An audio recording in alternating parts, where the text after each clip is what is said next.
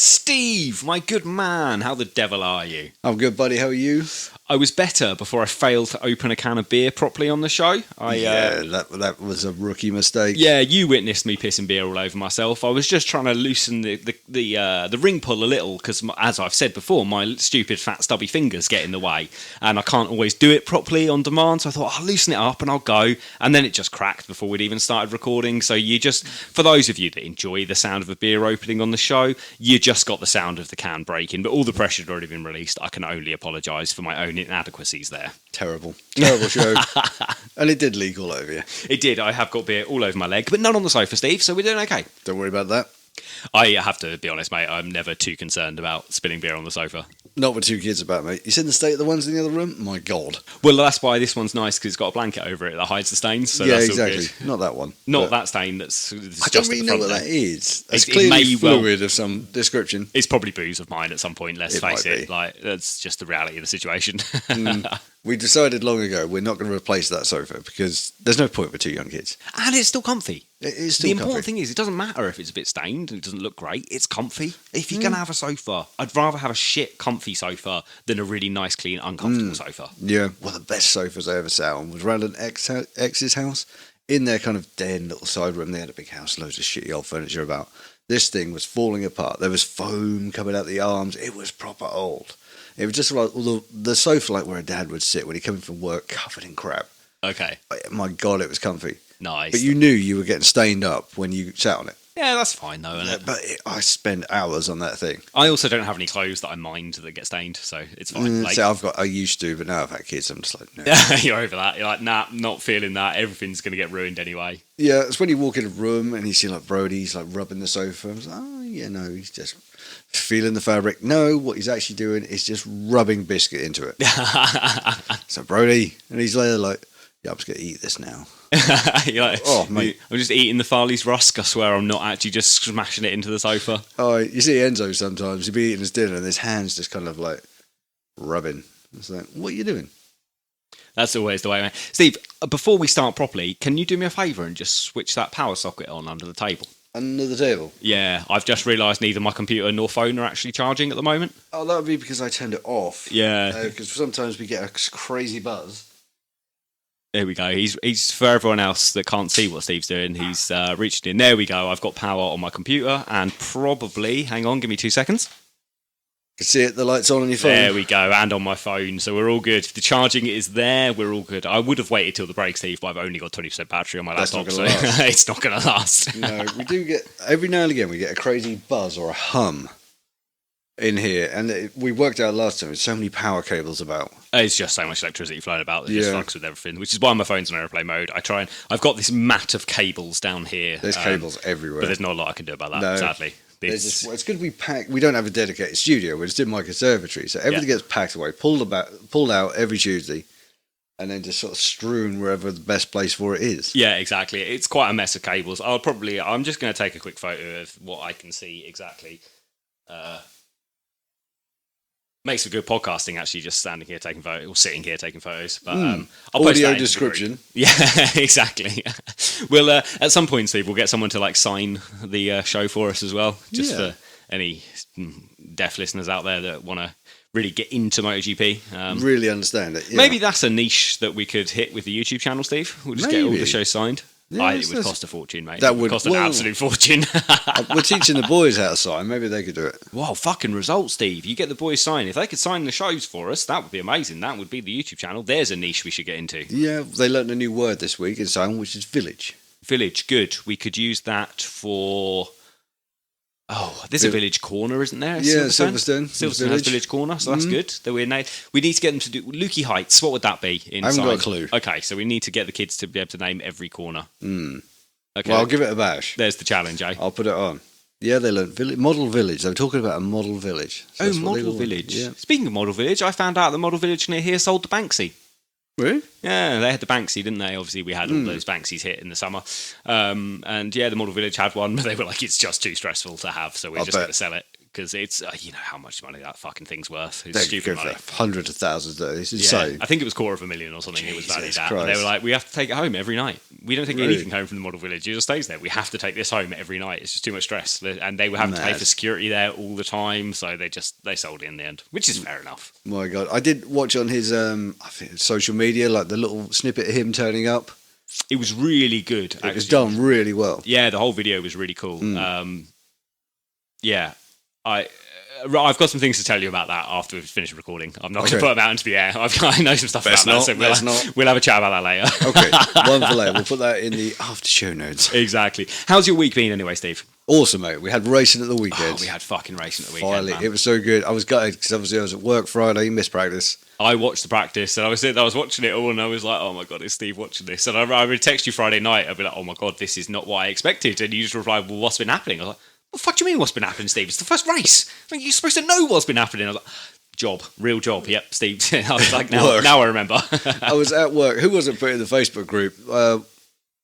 Like, who's watching at work? So we'll put a picture on of a laptop. Yeah. And I was sat there and like, my boss knows what I'm like. Yeah, exactly. And I can't remember who it was that actually wrote that comment, but I did the same thing she did.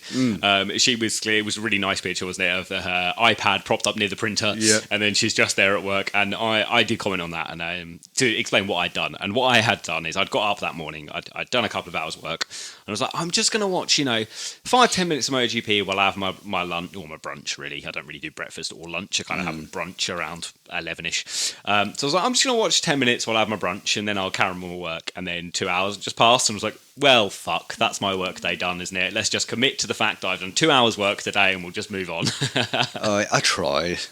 But no, what gave it away was it last year or the year before? When I asked the boss, I was like, can I borrow your work phone? So, yeah, what for? And I was like, well, that's what I take a picture of me at work, watching MotoGP at work, put on my social media. Yeah, that's maybe not the best thing to do with the boss, eh? No, he was good about it at the time, but now he's like, race this weekend. I'm like, yeah. He's like, you coming in Saturday? I'm like, yeah. And he just won't leave me alone. Oh, that's annoying. He's just there. It's such an annoying question. Race this weekend, yes. You coming in? Oh, yes. That's so annoying. A nice boss would be like, just take the day off, Steve. Don't worry about it. Oh, it's my choice to go in, but then we're skinned. So yeah, it's a pain in the that's arse, the isn't thing. it? Fucking money, mate. It's a I know pain it's in a the arse. terrible thing. This is why we need to find some big sponsor for the show, so you can at least take your Saturdays off. Yeah, that'd be nice. That would be a treat. So we'll see. If anyone knows anyone, get in touch. Yeah, exactly. Anyone knows anyone wants to sponsor the micro influencer world? The micro, yeah, we're definitely micro. Yeah. Anyone wants to sponsor a MotoGP podcast, then hit us up because we're very happy to listen to your requests. Yes, we are open. That's exactly open to it. suggestions. Anyway, man, we better dive in to the more important stuff. We MotoGP. better do because we have a fucking race, Steve. So let's dive into it. Got a race to talk about. So I'm Tim, he's Steve, and this is for the love of MotoGP.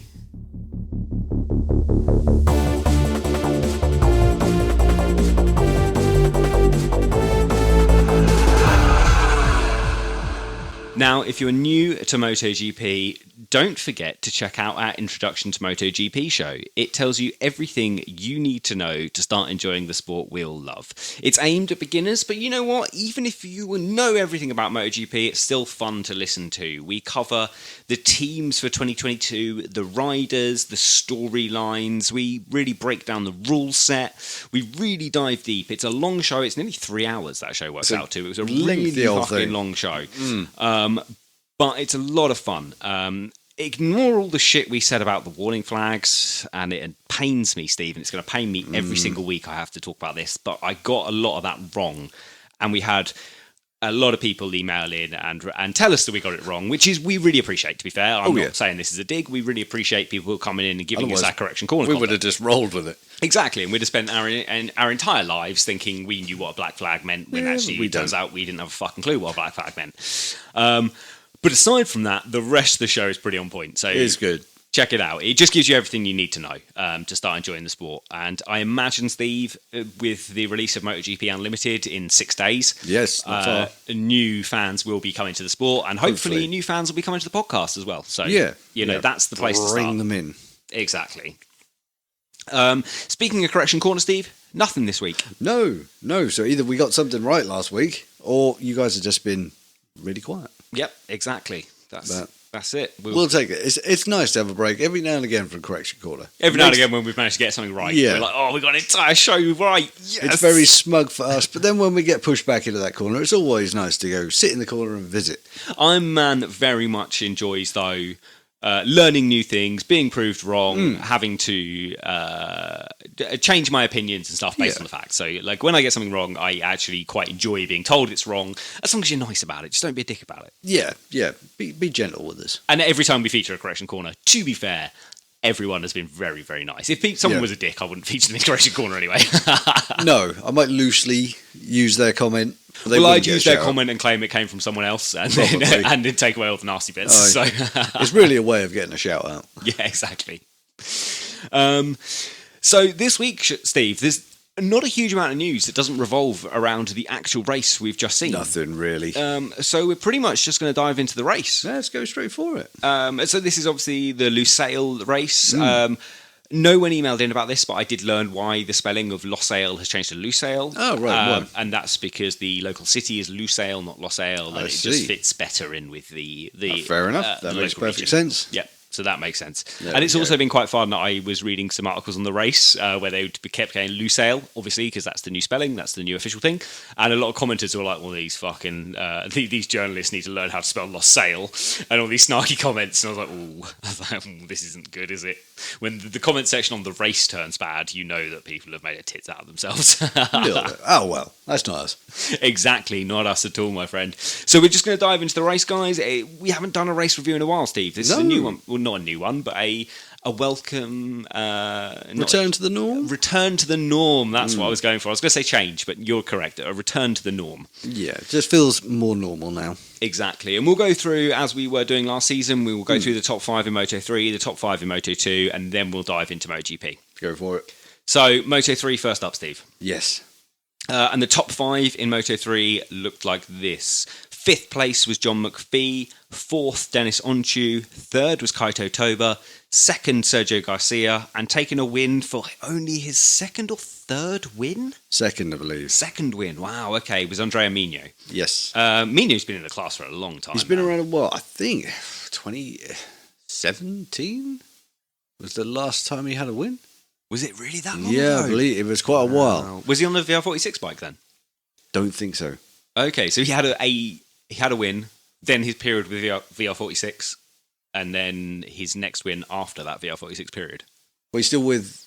Well, he's part of the VR46 yeah, Academy. he's part of the Academy. But there's obviously no VR46 Moto 3 team. No. So, yeah, I believe he's with them, had his win. Yeah, I'm pretty sure he's with them when he had his win. Okay. Can't remember if it was a while ago. I'll try to remember exactly when he joined. Is he with the Snipers squad now? Is it the Snipers he's with? Yes. Yeah. Yeah, I believe it is.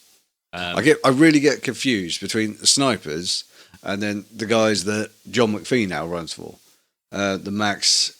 Oh, that's the Serragada Max. Yeah, racing, for some reason, I always get them mixed up. I don't know why, because the names are nothing alike. No, that's fair. And the colours aren't the same either. They look completely different. They do. But for some bizarre reason, I have real trouble picking them apart. Okay, fair enough. Don't ask me why. It's just my thing. Yeah, it's really annoying. It's just one of those things, mate. We all have weird quirks and weird things we get confused about all the time. Yeah, I was talking about with Sarah, and I was like, I keep getting this so wrong. I was like, I'm just going to call them by the names and then just say team. Yeah, exactly. Otherwise, I'm just going to make an arse out of myself. That's it. Andrea Mino's team. Yeah, him. For fuck's sake, just give up while you're ahead. But Moto 3, it was a good opener, to be fair. It was a good race. It was good to come back, have the fireworks going, come back guns blazing for MotoGP. The first race we've seen of the MotoGP paddock for 3 months, 4 months, whatever it's been. And it was a fun race to come back to. It's everything I expect from Moto 3. I do have some comments, though, on the penalties that were applied. Yes. And this is in relation to what happened with the last year when they were like, we're going to crack down on this. Dennis Onchu obviously had that penalty for swerving down the straight and causing that huge crash. I think was that Texas? Yeah, I think it was quite early in the season, wasn't it? No, it was late in the season. Texas late in a weird place. Moved, yeah, there was, and then they were like, we're really going to crack down on that. And at the time, I remember saying, Steve, and I think you agreed, that Dennis Onchu's ban was a bit of a joke, really, considering that everyone else was doing this same thing. It's just that he happened to cause a crash doing it. And everyone else had also been doing it. And he got a ban for it. And I said at the time, like, this is a complete joke unless the stewards are going to enforce these rules going forwards. And I'm quite pro that. I'm very pro the stewards enforcing these rules very strictly. Yeah. Let's get the safety nailed here. And then this weekend, Steve, the stewards on race 1 of fucking Moto3 showed us that these rules aren't going to be enforced heavily and aren't going to be enforced properly. We saw the example with Dennis Foggia. He was wildly swerving down the straight. All over the track. That was worse than some of the not bans, but penalties we saw last year. Yeah, it was mad. And Sergio Garcia, who was in slipstream, was following him, doing the same terrifying swerving all over the straight. It really wasn't good at all. Foggia did get given a long lap penalty for this. So at least he got some form of punishment, but the only thing that differs, and actually this swerving was more egregious than the Dennis on Chew move. Dennis on Chew's one was just moving across. Exactly, he wasn't doing the open swerving. He just pulled in too early after making a slipstream overtake. That's it.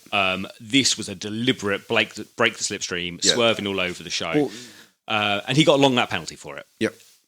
He also had to start from the back of the grid and take another long lap penalty because when he came out of pit lane for his first run, he joined very badly onto the racing line. Did you see this live? Yeah. Well, I saw a clip of it. Okay, I've seen the clip. I wasn't watching Moto3 qualifying, so I didn't actually see it happen live. I've seen the clips afterwards, and Jesus, man, his entry out of the pit lane, and it's actually a pretty dodgy entry from pit lane. That one is, because you've got that little white lined road. Well, you've got the white line that you cannot cross on the way out of pit lane, and that's pretty normal for most race series. That's quite normal, but then it sort of just joins the racing line very quickly. I mean, all of a sudden you're bleeding into turn 1 and it just opens up. You've got your white lines and your little marker at the front which sets out where you can go from. Then all of a sudden that if you look at where that white line is, it just comes out into the track. Yeah, and then as soon as it ends, you're then on the racing line. That's it, yeah. If anyone's coming past you, you need to, that white line needs to be smaller, slimmer. Almost like a bicycle lane. I sort of think actually the whole pit lane entry probably needs to be changed. I think so. I mean, Qatar have all the money in the world, so they can if they can change it. Like if anyone can change it, the Qatari government or someone that can change, or the circuit of Qatar have enough money to change it. But it doesn't seem like a safe pit exit. No, that one almost feels like it wants to be taken round the first corner.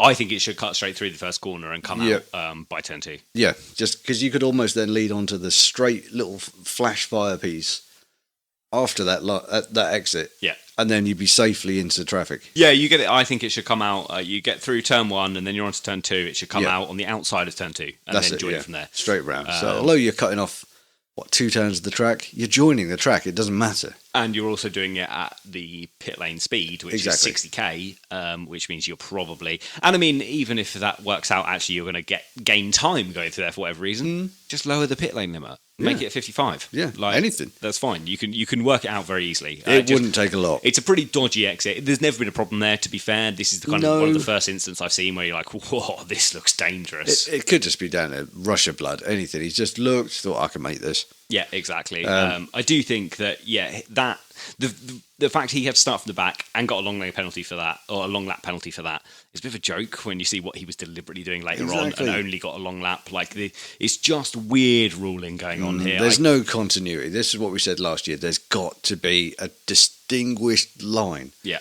If you're going to do this, it's got to be all or nothing. There cannot be, maybe. Yeah. He could have had the potential. No, you did it. You did this.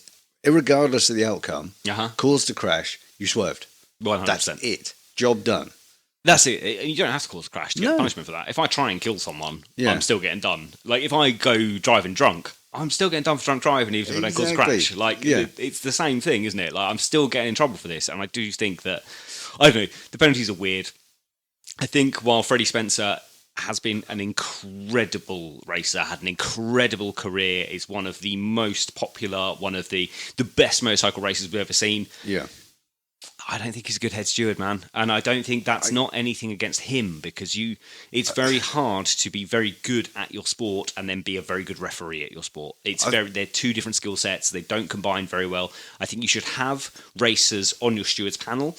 I don't really think you should have a racer in charge of your stewards. Yeah, it almost seems like you want an independent adjudicator 100%. to come in and just go, right, I'm impartial. And I think you need someone with like legal training and the understanding of legal precedents and the understanding of enforcing rules. And while I say, like, Freddie Spencer has had an amazing career and was an amazing motorcycle racer, I don't want to take anything away from him at all, but I don't think he's a very good steward. And I also don't think you or I could be good stewards, Steve. I'm fully aware of that. It's not a job I'd want. No, it's not I a would job not I'd try want and it get. at all.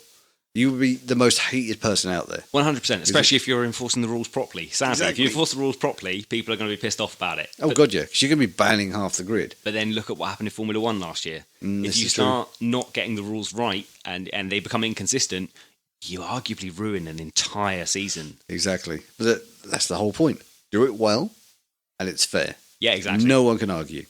One straight, solid line, and that's it. You cross it, you're fucked. It's just got to be a dictatorship. All it can be. This is the one time in the world we're going to say a dictatorship is good. Yeah, as long as that dictator is kind of, voted in and done properly. Yeah. Like, it's You hard, could put your isn't it? names in a hat and say, right, I would like this for like a safety point of view. I would like to take this opportunity to put my input in and put my perspective across, and I will treat you all fairly. Yeah. To what I think is my standards would be best. And then if they argue it, tough. You voted them in. I kind of think part of the problem is the fact that we've got ex-racers leading this stewards panel. And I think you could be right. You're I always hadn't going to considered that before. I think you're always going to have, aren't you, like a racer mentality in which you go, we'd all have done that at some point. Exactly. Like, that's not that really bad. Yeah, that's not the point, though, is it? Like, we all would have done that at some point. All of us have broken the law at some point, which is why we're not all police officers. Yeah, like, exactly. That's the kind of, I'd make a crap copper. I'd be a terrible cop, mate. I wouldn't be able to be a police officer because I break the law so regularly in my day-to-day life that I'd be such a fucking hypocrite being a police officer. But I'm aware of that, which is why I would never try to be anything about a police officer.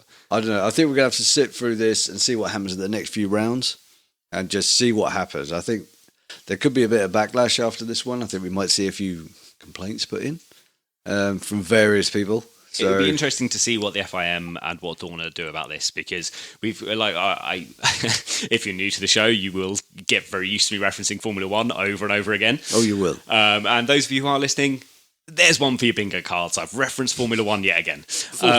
But we saw in Formula One that all of the backlash from last year actually involved Michael Massey being removed from his role. He's been pulled out of that role now. He's no longer the race director. That's done. He's not got that job anymore because he arguably fucked it properly last year. Yes, he did. So, I sort of feel like Dorna and the FIM need to put someone else in front, in charge of the stewards, and maybe have Freddie Spencer there just as the rider representative in the stewards panel.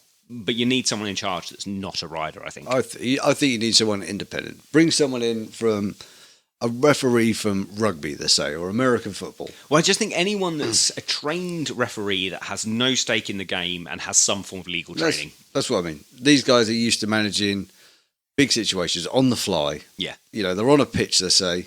You've got to make a snap-fire decision. And you've got to stick to it. Yeah. So there's no going back. And I think maybe even if you want to keep it closely related, get a steward from another sport, like another motorsport. Grab one of the Formula One stewards. Grab someone from World Superbikes, arguably. The World Superbike stewards, to be fair, seem to be more on point than the MotoGP stewards most of the time. That might be the way to go forward in the future then. Let's say you've got a 2-year tenure. Yeah, that's what you could do. And then work. You could have a governing body of stewards that just bounce around these different motorsports. That's a really good shout. And you have 5 or 6 guys, or guys or girls, that are jumping between different peak motorsport, really. Just pinnacle motorsport. Just a governing body. They say, like you say, 5 to 10 people. This year, you're in charge of MotoGP. You've got Formula One. Yeah, exactly. You've got British Superbikes. You've got Moto America. Mm-hmm. And we get the FIM and the FIA to just agree to a pool of stewards that are going to jump across between different sports. And I guess there is nuances involved in each sport that wouldn't work strictly for each time. But you could have a head steward that's in charge of each. Could do. I think it would work. I think it would be a really good thing. Yeah. Keep them on their toes. Yes, you're going to have to maybe learn the finer in and outs of the sport on the fly. Yeah, but that's what you do. If you are the head steward, you've got 5 stewards working below you. Yeah, Their job is to tell you the rules, to tell you the you precedent. extract what you need out of your employees or your underlings, if you will. Delegation is what it's all about. Remove ego from the situation, and have people that float about between different sports, listen to the stewards that are in that sport, but at the end of the day, the buck stops with them. And if they fuck it, like I think Freddie Spencer fucked this one, just out the door. Done. Yeah. No, I agree. I think we nailed it. Happy days. There we are, fixing MotoGP. There we are, sorted. Moto2 then, Steve. Yes, buddy. Top 5 in Moto2. I've accidentally just locked my computer, but there we go. It's Mac. Top 5 in Moto2, where there was much less controversy. There was much less controversy. Except from maybe the final spot on the podium, but we'll get to that. 5th place was one Tony Arbolino. 4th, Augusto Fernandez. 3rd place was Sam Lowes. 2nd was Aaron Canet. And 1st was Celestino Vietti, out of fucking nowhere. Yeah, where'd he come from? Last year, he didn't get on the box at all last year, did he? No, he was close. Was he close on a number of... I can't even remember. Yeah, he was always in the top 10. Was he? Always okay. fluttering around the pointy end. Because I just remember Marco Bezzecchi just handing it to him across the year as teammates, and absolutely handing it to him over the year. Yeah, he was there or thereabouts. He was never far away, but he just didn't have... Just unfortunate he was overshadowed by Bezzecchi. Okay. See, I don't remember him really doing anything across the year, but... I don't think he did, but he was just there. He was close. Enough. He was close to being there. Okay. And he won it handily. He went. There he wasn't was really anything. There wasn't any, could he lose this? It was just like the only way he loses this race is if he bins it himself. He's got this race in the bag. It was gone. What was he? 3-4 seconds up the road at one point. I can't remember and the then number. It started to reel time. back in towards the end. It was a nutty race, mate. It was a good race. As we say, fortuitously, Sam Lowes got onto the podium after Ayagura sort of wiped out Augusto Fernandez and left room for Sam Lowes, who was currently running in 5th, to just get out the inside of both of them and take that podium. Through. Ayagura finished outside the top 5, would have crashed if he hadn't collided with Augusto Fernandez, but that collision kept him upright. That's it, just held him up. It's like, cheers, mate. So Sam Lowes shouldn't have been on the podium, really, but this is racing. This is what very happens. Oliveira-esque. Quite. Oliveira taking his first win in his career. Yeah, that exactly. was very much that. Just in the right place to swoop in. Yeah, quite. Exactly that. There we are. That was the podium. Sorry.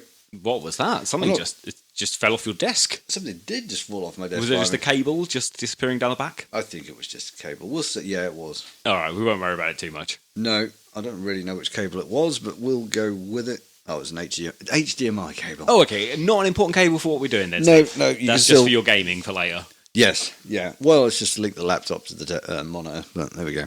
I don't really do that, so... That's fair. Okay. Do you ever link your computer to your monitor? Sometimes. Oh, okay. Sometimes, if you're feeling really adventurous. Or you want porn on like a 34-inch screen. Yeah, if I'm really upgrading it. But there's no curtains in here, so... Oh, yeah, but there's also very few people overlooking you, so that's all right. Yeah, no one can really see. Unless Will's in his garden. But then, well... I mean, if they're in their garden, mate, they're up to other business, so I wouldn't worry about it. That's all right, they never turn their lights off anyway. I've seen more than I need to. Let's hope the neighbours not listening to the show, eh? I don't care, it's a good way of stopping them. That's a fair point. That's a good way for them to get curtains. Yes, yeah, put some curtains up. Okay, Steve, that's Moto3 and Moto2. That is. Which means it's time to talk about MotoGP. The important bit. And oh my God, was it not? The whole weekend was great, man, but it was great to have MotoGP back. It was, buddy, yeah. I watched Moto3, Moto2, I was like, that was good.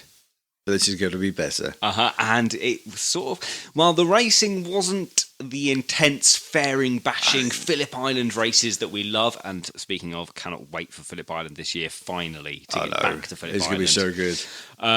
But it was still fun, and fuck, was it unexpected. I know, it was that unexpected bit that I had to delay to nip up the shop. Yeah, we'll get into that. We'll get into that. That no one kind of expected. It was just great. It was so good. Like you say, not the fairing bashing, nothing really bouncing off the wall. It was just, is this going to happen kind of thing. Yeah, and that's exactly how it felt. But before we get into that, Steve, I've got a few more thoughts on the liveries of the bikes that we've seen, okay? So I kind of, as I was watching, I was like, do you know what? Some of these are better than I thought. Some of them aren't quite as good as I thought, and now seeing them on track. So there's just a few. I think I've got 5 I want to talk about briefly. Go for it. The VR46 livery, firstly, this is the livery I thought looked okay, wasn't too sure about, bit conflicted, not sure how I feel, and I feel like that's what most people are saying. Most people are either, I love this or I hate this. Most people don't. That seems to be the consensus. Yeah. So now we've seen it on track, I've sort of changed my opinion a little. I think it looks really, really good on track. It does look good. From the front. And I think when you're watching it race in a pack, it looks absolutely incredible. From the side, I think it looks worse when it's moving than it looks still. I didn't mind it. I thought now we've seen it in on telly a bit more in the flesh. It grew on me. I kind of liked it. So, but yeah, you're right. I think it does look better from some angles than others. Yeah, from the front, I think it looks incredible. From the front, I think all of the Ducatis, to be fair, from the front look pretty incredible. The thing just looks so damn mean. It's just like angry all the time. Like, yeah, exactly. But no, I'm a tone to agree with you.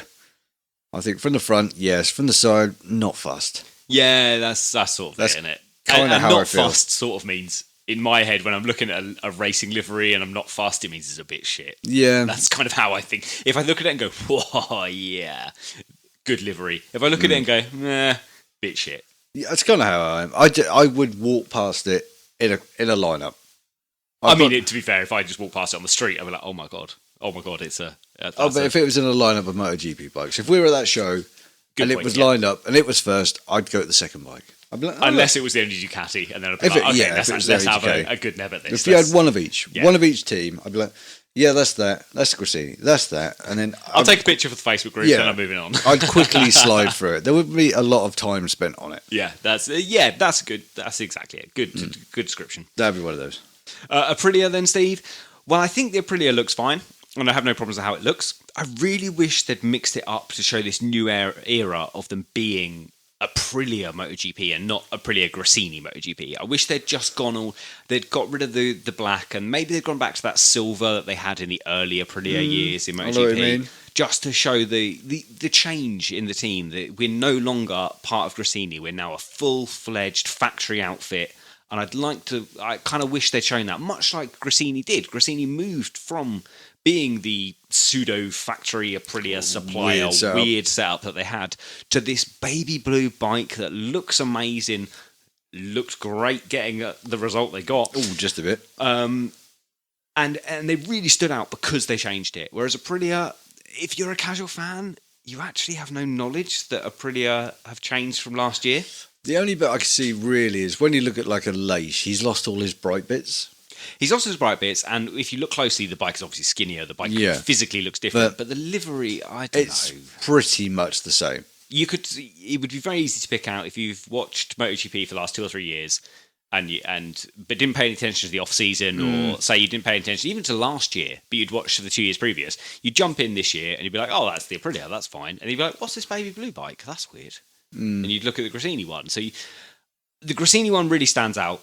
Aprilia haven't really changed at all. No, I think they try to just kind of keep things the norm for them. But Aprilia. And maybe, to be fair for Aprilia, there's more important things to worry about in the livery here. Let's focus on performance. Fuck the design department. We'll just do what we did last year. Let's focus on the performance. If they turn around next year, grab a massive sponsor, then they'll grab their colours. But the minute they're under their own banner. So, their title sponsor is Aprilia, isn't it? So, and their natural colours are black and red. So, it's really not too far akin from what you would expect. No, that's sort of fair. I don't know. When I think Aprilia, even now, if I think of Aprilia being successful, I think of the World Superbike Aprilia that was the silver, which Sylvain Guintoli went and won the title on. 2014, I think that was. I think of the early Aprilia MotoGP bike that Stefan Bradl rode. Oh my God, the Cube. And Bautista rode. Oh, not the Cube. The Cube would have been Colin Edwards. It would have been a long time ago. Sorry. I think the MotoGP era one. Oh, the new one, yeah. I think the Stefan Bradl, the Bautista bike, the silver with some black flashes down it and stuff. They've got a lot of potential to mix it up. Make it look a bit like the Mercedes in Formula One. That's kind of what I want the Aprilia to be. They could do that. But like you said, I think they've just gone, right, we've got more important things. Yeah, exactly. And that is more important. Getting results. The result they got this week. I get what you're saying, but I also agree with what you said. So you agree with both of my arguments, which are actually countering each other. Yeah, I can see it from both sides of the coin. Yeah. I agree. I wish they'd done something a little bit different. I'd like to see him For me, if you're going to start fresh, an unzipped kind of livery. Yeah. Just something radical. That's kind of what I wanted. Yeah. And I didn't realise I wanted that until I saw them on track again. And then I saw them on track in the pack. And I was like, at all. meh. Well, that was kind of it. I wasn't fussed. And that was sort of why I'm a bit upset about it. Because I was watching it. I was like, do you know what? It's the same as last year. Yeah, I found I was looking at it. Like, I was looking at Alicia's bright bits. His numbers have changed. His leathers have changed. He's got all those little flashes for his kids, are like pink and blue. And the handprint and stuff. Yeah, really it's cool. all gone. And I was kind of thinking, they've obviously put their stamp on it. They've thought about it. But I just think something bright and funky. Yeah. Would have been a bit, this is us now. Exactly. Kind the of just new put era your of us. stamp We've on now it. got Maverick. We've got Aleix that we're going to get a race win at some point. We're going to commit to this. We're changing our philosophy here. I get it. Let's change our livery to match that. It's still there. It's still, yeah. It's on the grid. Like I say, these are just my comments on what I've seen and how we've had this conversation about liveries, but these are just new thoughts I've had. Now I've seen them all on track. I get it. Tech 3 then, another one.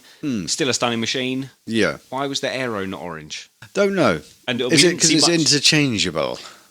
Maybe, and I wonder if it's a budget thing more than anything. Might be. It might have been a case of, right, we've got the bike, but we forgot to send the aero off. Yeah, exactly. We've got the aero, we haven't actually managed to spray it yet, and as you all know, getting a professionally sprayed thing is expensive, so you're just going to run this now, we'll fix it later. But probably find it's just standard carbon, and it's just... And that's exactly, it was that black, it was weird, and it looked weird when we didn't see much of it in the race, but if you watched the Friday-Saturday, you would have seen shots of them. Yeah, there was plenty of it then. And it was very standout, and it took away from the glory that is that Tech 3 I think so. It's a big bit of aero, and it kind of, depending on the angle, it does bulk into it a lot. It's very Ducati-esque, isn't it? They're all very Ducati-esque. Very Ducati-esque. You look at the way they're going, they're all very Ducati-esque. Well, that's true, except for the Japanese factories that have sort of decided to go their own way, and I'm convinced that in the next 2 or 3 years they will go the Ducati direction here. I think so. Ducati have got 3 or 4 years on everyone in the aero department here. Yeah, at least 3 or 4 years. They're probably just trying to find their own little standalone niche, try and nail it, just to, because you see the Japanese factories, they always do it the same. They're like, we can do this better. Yeah. And they're just trying to, in my head anyway, just trying to settle into their, let's take this and do it our way and better. Uh-huh. But I think they're just going to turn around and try it, and then realise, actually, we just wasted a fuck ton of money. Yeah. Well, we should have just copied these boys again. Yeah, they're like, we've tried to fight against aero. We realised that the FIM and Dorna aren't going to ban aero. Nope. So we're going to try and do it our own way.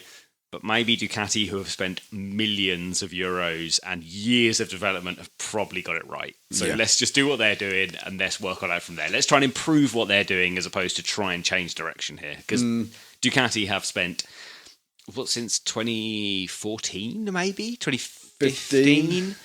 Ducati have started the aero train here. Oh, they really went for it. They're ahead of the field. And Aprilia know this. KTM know this. That KTM and Aprilia are both looking at Ducati and being like, they're the benchmark here. We need to do what they do. We need to do it better.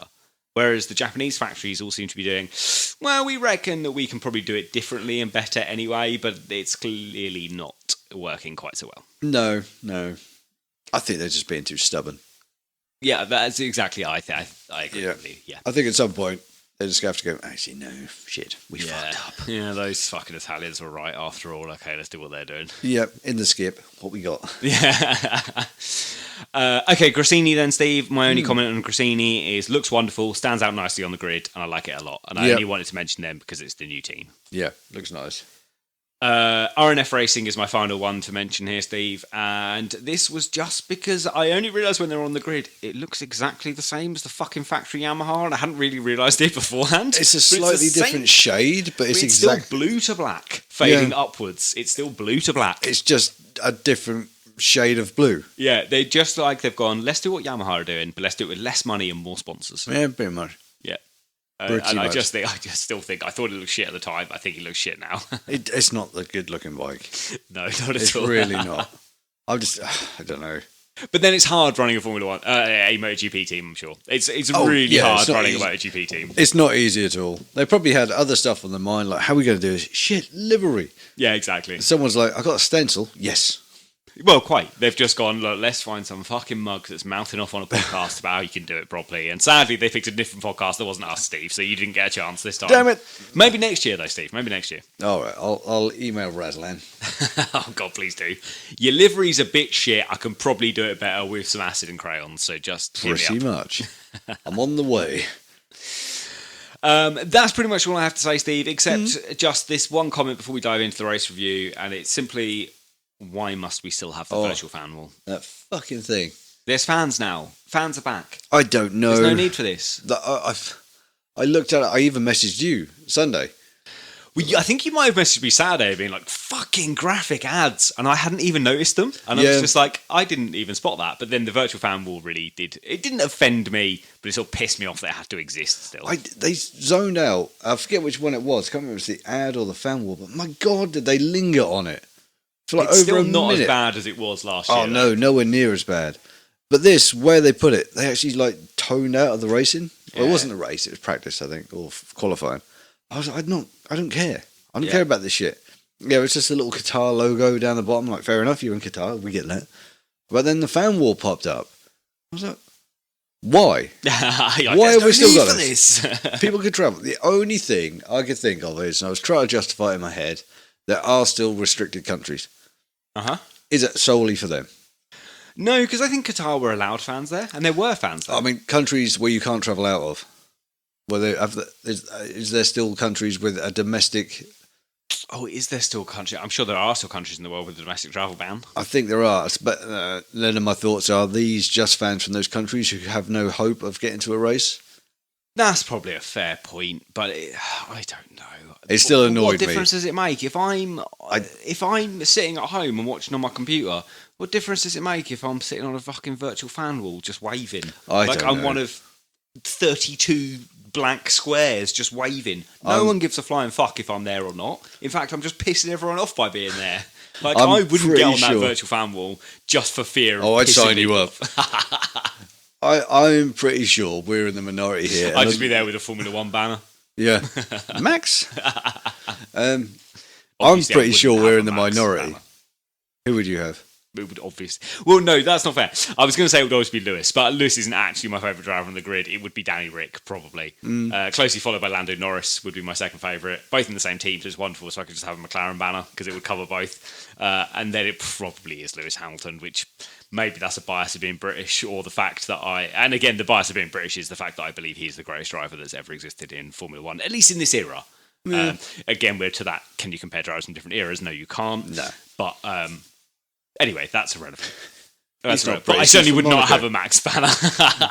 I think the man is an amazing driver, don't get me wrong, but I'm not a Max fan. I don't know what I do. But anyway, the only way I can justify it is it's for fans who can't travel out of their home country. 2 races, just give them the opportunity. But that's fine. I don't need to see him having that opportunity. Just give him some... Oh, I know. Pick the 64 people watching MotoGP's video pass and just give them some weird virtual access to a garage. I don't have to see that as a fan. We're in the minority now. I don't think that's We're true. in the minority where the rest of the world has gone, actually, we really like this. Do people like it? It gives them a chance to get involved. Do you imagine if you got an email pop up and said, right, you've been picked to be on the virtual fan wall? I'd say no. Yeah, but there's so many more people out there than us that would say yes. Go, woo! It's probably true. I'd say no because it would make me a massive hypocrite, which is why I'd say no. And I'd have that thought. I'd be like, no. However, if it gave me weird access to weird bits on virtual access, I'd probably be like, can I just have the access? No. Oh, okay, I'll there's people out there who sat at home on their own. They're going, actually, I'm involved in this. Yeah, maybe. And it's that's that fair. little bit. It gives you that 1% more where you're like, I'm part of this. I'm in this little niche. I'm going to be on the telly. Yeah, I guess maybe that's fair. So they're going to keep it going. It's just, I think, last year, I got it completely. The last 2 years, to be fair, it made sense. Yeah. We ranted about it and we were unhappy about it, but it made more sense. And the thing I'm angry about it, and I'm not really angry, obviously, there's more things in the world to be angry about than the virtual fan wall. I'm not actually angry about the virtual fan wall. I just like to go off on one and I think it's a waste of time. But I just think, not for me. It's not really for me, but I can understand why they're doing it. But that really did piss me off this time round. I sat there, I looked out, I thought there's no need for this now. I get it, I really do get it, but it just got on my wick. I was like, that's it. And I don't, no more airtime for them. No, moving on, Steve. Yes. Let's talk about the race. Let's do it. Okay, so we've gone through the factories sort of in order as per usual, Steve. The order was fucking tough this week, man. That was, yeah. I was thinking about all day at work. I was like, who's going to be first? Uh-huh.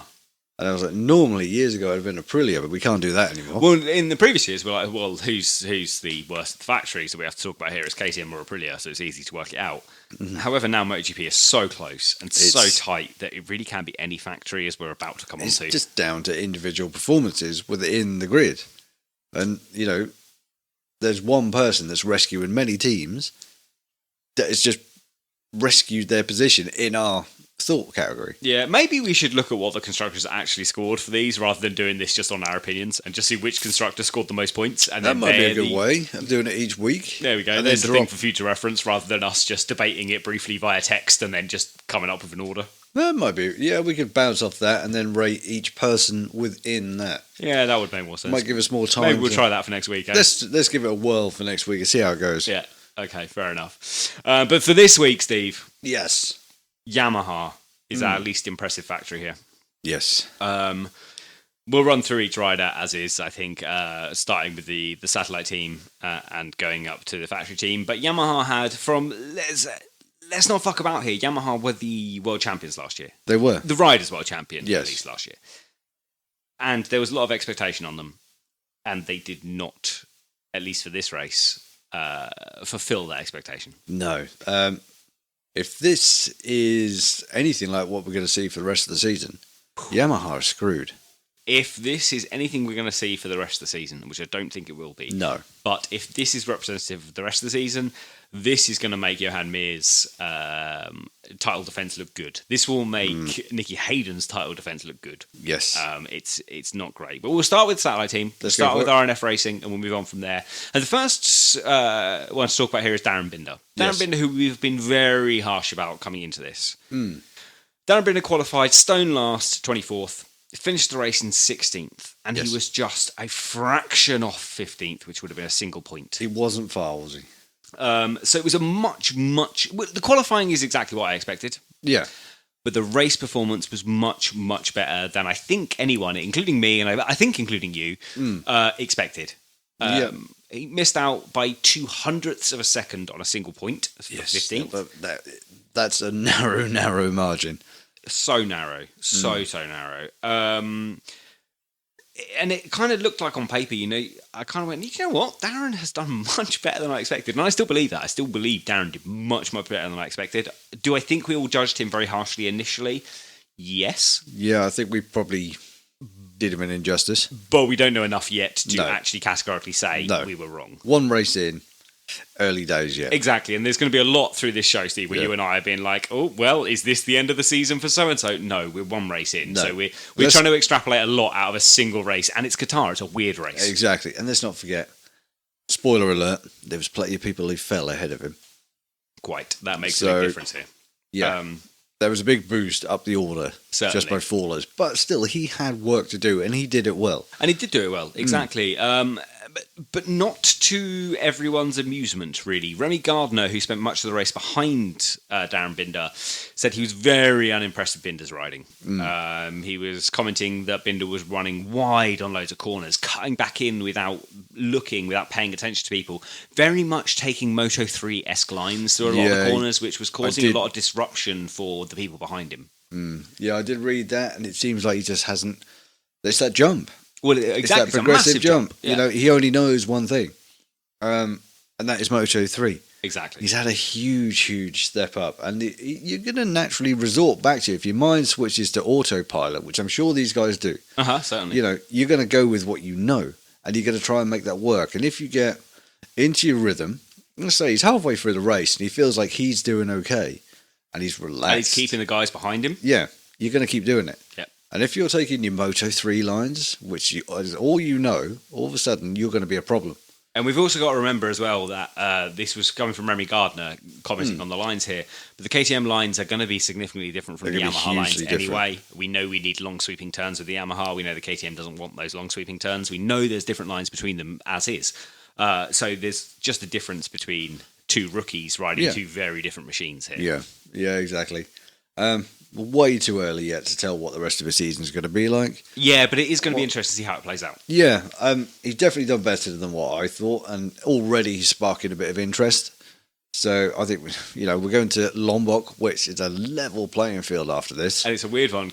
It's this thing, though, this season, is we're not going to have a fucking clue what is happening this year, Steve, till we're 7-8 rounds in. No, it's what we said in the other podcast. The tracks are so weird until we hit Europe, where we're kind of at those tracks that we sort of know. And mate, this is a wonderful thing about the world of MotoGP, is the fact that we're pulling out of Europe. Europe used to just be... There was a time when the World Championship was just Europe. Yeah, pretty much. But now the World Championship is almost a World Championship. Arguably, it's still very Europe-centric. We should... Oh, yeah. If we want to make it a true World Championship, we need to half the amount of rounds in Europe and then give Asia, give the Americas more rounds. Oh, God, yeah. That would be the ideal world. But that's... And we're getting there slowly. We're not quite there yet. It is going that way. We're opening up doors. Yeah, we're getting more rounds. We're not losing European rounds. We're just getting more rounds in other places, which is why we've got a fucking 21-round season this year. Yeah, longest season ever. Yeah. But we are starting to pave that way. It's looking like the way that it's going to go. So, it's a long way off yet. Yes. But it's like next race, level playing field. Then we'll have a bit more of an idea of what he could do. So, I don't know. Hopefully... He was very good in the race. He was much better than I expected. And I hope... And he reined in his crashiness. He seems to have probably reined in his dodgy riding, but if you talk to Remy Gardner, he didn't rein in this dodgy riding. This is the trouble, though. Maybe, like you say, different styles, different lines, and there's a lot of lines around that track. Exactly. So we've got a 21 race season to make up our minds on Darren Binder here. Yeah, exactly. We haven't got to write him off just yet. No, exactly. His teammate, Andrea Dovizioso, though, Steve, this is a kind of a different kettle of fish. Although he qualified in 20th, so he qualified above his teammate Darren Binder. Yes. Finished the race in 14th, finished above Darren Binder. But this is also Andrea Dovizioso. This is a guy that was the runner-up 3 years in a row. This is a guy that could take it to Marquez in last lap battles. This is a guy who was a consistent race winner for Ducati. Finishing 14 seconds ahead of his teammate is wonderful, but 27 seconds back off the win. That's a long, long way. Oh, this could be a really long year for Dovey, man. It could be. We just saw nothing of him. Nothing. All weekend. I mean, we didn't see anything of him in the race. Certainly. No. There was no camera shots. I don't remember seeing a thing of him. I watched the race again a few hours before I came around here, and I don't remember seeing No. He was just gone, disappeared, ghosted. Like you said, could be a long season. Again, I think all we could do is just sit back, put it down to the fact he had that weird year off where he was supposed to retire. He's on a different machine. New teams, lot going on. Let's just put it down to rustiness. Yeah. And just hope that we're wrong. But could it be rustiness? He did 5 races at the end of last year. This rustiness should be good. Or was it more than 5? How many races did he do last year? I think it was 5. No, it probably was more. But this rustiness shouldn't be there, man. Is this a sign that the Yamaha maybe just isn't great? I think so. That's literally what I was then about to say. I think we know it's the slowest bike out there. We also know that it fucking sucked balls at this track specifically. Yeah. I don't know. I think it's a combination of the two. And I'm going to split it 60-40 to the fact that the bike sucks. Yeah. Which is no help. So we'll talk about the bike in a sec. Yeah, we will. Because I don't think the bike sucks, actually. I don't think the bike sucks. It has its faults, but unfortunately those faults are massive. And the faults are certainly exaggerated by Qatar. Yeah. By the Lusail you take it to a different track, you oval it, and it'll probably fly. Yeah. But well, not on an oval. There's too many straights involved in an oval. No, it's not but that. There will be circuits that will work around very well. I am sort of convinced, actually, and we'll get onto the factory Yamaha squad in a minute, but I'm sort of getting the feeling that this is going to be a bit like 2020, where Yamaha might actually go and win more races than anyone else, but the races they don't win, they're all outside the top 10. Well, this and is they're it. Going to really suffer for that, and they will not be anywhere near the championship because on their bad days, they are fucking terrible. Yeah, I think you're completely right. I think that is exactly what we're going to see. Good days are good days, bad days are fucking bad days. Yeah. I can't see any other way around it at this point. So all we can do is sit on our hands and wait. Yeah, exactly. It's painful. We were talking about this before we started recording, Steve. I kind of just wanted it to be 10 races in, so we kind of know. I do. I get it. But at the same time, I don't, because then it'd be like only 11 rounds left. And yeah, exactly. That's how I feel. I don't want that at all. Let's talk about the factory boys. The factory boys, then. We'll start with Frankie Morbidelli. It's pretty short and sweet here. Qualified 12th, finished the race in 11th. I really don't have a lot to say about Frankie, man. We didn't see much of him during the race. No. He finished 6 seconds behind his World Championship teammate, Quartararo, which, considering Frankie's fitness troubles that he had after last year... That's not too bad. It's fine, especially at Qatar. It's going to be more interesting when we see a very pro... Whoa, I just found a fucking squeaky monkey without realising it. That really made me jump. There we go, for anyone that didn't hear. Let's give Tim 5 minutes to come down off the ceiling. That really did make me jump. I was just sort of playing with all the fluffy toys next to me, and it turns out one of them's got a squeaky foot. So, there we go. Shit. Oh, 2 squeaky feet. Every foot on that squeaks, mate. The hands? Yep. Oh, both hands? Oh. That's Bluey. Where's the final hand? The final hand doesn't work! Steve! There it is. Anyway, that's not what we've been doing. I can't laugh too much, my ribs hurt. I'm going to try and stop fucking about with the kids' toys that are just like around me at the moment. Dying over here. Yeah, no, I think Frankie, we're going to learn more when we get to tracks that are going to be pro Yamaha. Yeah, too early. Fabio Coterara, though, again, still too early, but as the world champion, we have stuff to say about him. Yes. So qualified 11th, finished the race in 9th. Actually had to go through Q1 for his qualifying position. Did get through. Probably would have got through regardless, but was a bit lucky with the yellow flags hitting at the end, as they did. He told Yamaha he needed more power, and do you know what? At Qatar, at least, turns out he was fucking right, because he needed more. He was losing 0.4 of a second in the final sector, most of which is just the straight. Exactly. There was a nice little quote of him saying, I can make this bike work where it works, round the corners. Like, you make it work in a straight line. And that's a really nice description, isn't it? That's just like, you guys need to do the work here. What you've got in the corners is amazing, and I can make that work. Do your thing for the straight, though, because I need that. And he's obviously not got that. No, apparently it still flies. He was saying it still flies around corners and will stick like crazy. And we saw that. You look at his lap times around Qatar, and he was up there. He was on pole position time until that final sector, most of which is that back straight. And you hit that straight, and he's losing 0.4 of a second, which is massive now in MotoGP. 0.4 of a second 10, 15, 20 years ago, irrelevant. 0.4 of a second You're still now, being second. Exactly. Now you're halfway down the grid. Exactly, that's it's so far. I mean, we're talking about putting that third decimal in. You can't. Fourth decimal. Fourth decimal, sorry, yeah. You can't be 4 tenths down when we're talking about the fourth decimal, because then you're just a goal. You might as well not turn up. Yeah. Or just go, right, just wheel it to the back. Yeah, that's exactly it. And I mean, there's something that quite clearly shows the Yamaha problem here. And this was shared in the Facebook group. It was originally a Reddit thread, and I'm really sorry I haven't written down who shared it, so I can only apologise. Get in touch, and I will. Steve's on the case now, so I'll just read out what's happened here. And this Reddit thread said that the 2022 Qatar race was more than 10 seconds faster than last year's Qatar race, which Yamaha won. Vinales won one of them. Quartararo won the other. Yamaha's race time this year was barely 0.02 of a second faster than last year's. And then you look at the rest of the factories. Ducati were 12 seconds faster than last year. Suzuki 8 seconds. KTM 15 seconds faster. Honda also 15 seconds. And Aprilia were 14 seconds faster. Everyone caught up and pretty much overtook Yamaha just at this track specifically. Which is a huge... Yamaha arguably lost between 8 and 15 seconds on over a race distance, not per lap, obviously, but over a race distance, which, is half a second, if not more, a lap on all of their competition last year. That's not good. It's just not good absolute madness. And if Quartararo is doing the same things he was doing in the corners, it really is Yamaha not giving him what he needs on the straights. Yeah.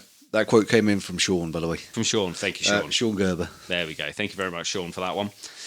But I just think this kind of sums up silly season. It sort of was starting to feel like, with Bagnaia's already signed. He's signed to Ducati, and it was sort of already starting to feel like, silly season's over. We have 80% of the seats up for grabs this year, and silly season almost already feels like it's over.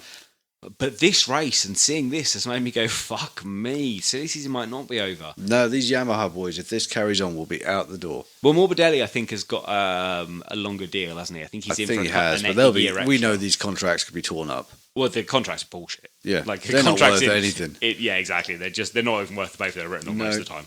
So, Yamaha have got some work to do. A huge amount of work to do. Big time. Far more than anyone else. Yeah, So- Yamaha's also had a problem, Steve, during the race in which 3 of the 4 here, so this was Dovi, Morbidelli and Quartararo, all suffered with tyre pressures, the front tyre pressure during the race. Every time they were following someone, the front tyre pressure shot up. And we've seen a problem with Quartararo in the past, in which that all of a sudden that front tyre just goes like a bowling ball. There's no grip at all, and he's sliding it about, and it's just all over the show, and he cannot do anything Overheats, with I believe. Well, it heats up, which increases the pressure in the tyre, and then the tyre just expands too much, and at that point there's just no mechanical grip onto the surface of the track because it's too expanded, or maybe it's chemical grip. I don't know. Was it Rossi was the last one to really moan about that? Well, we saw it very heavily with Quartararo. Was it last year he had at least one race where the tyre pressure shot up so heavily? Yeah, I think it was 2020 they really suffered with it. 2020 he really suffered. Yeah, but last year they sort of looked like they got to grips with it, but it definitely happened once or twice. Yeah. I don't think he was the only one moaning last year. But it was only when they were following people. Yeah, was a problem. it's just that there's no cold air hitting the front. That's exactly it. And then, there's nothing to cool these tyres. It heats up, like you say, expands, job done.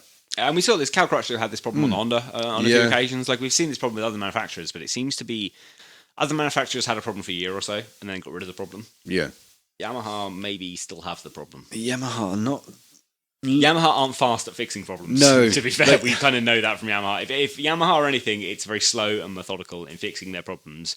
And arguably, that's not the best way to continuously be winning championships. No. It's slowly and surely find a winning formula, stick with it for as long as possible. Yeah. Ignore everything else.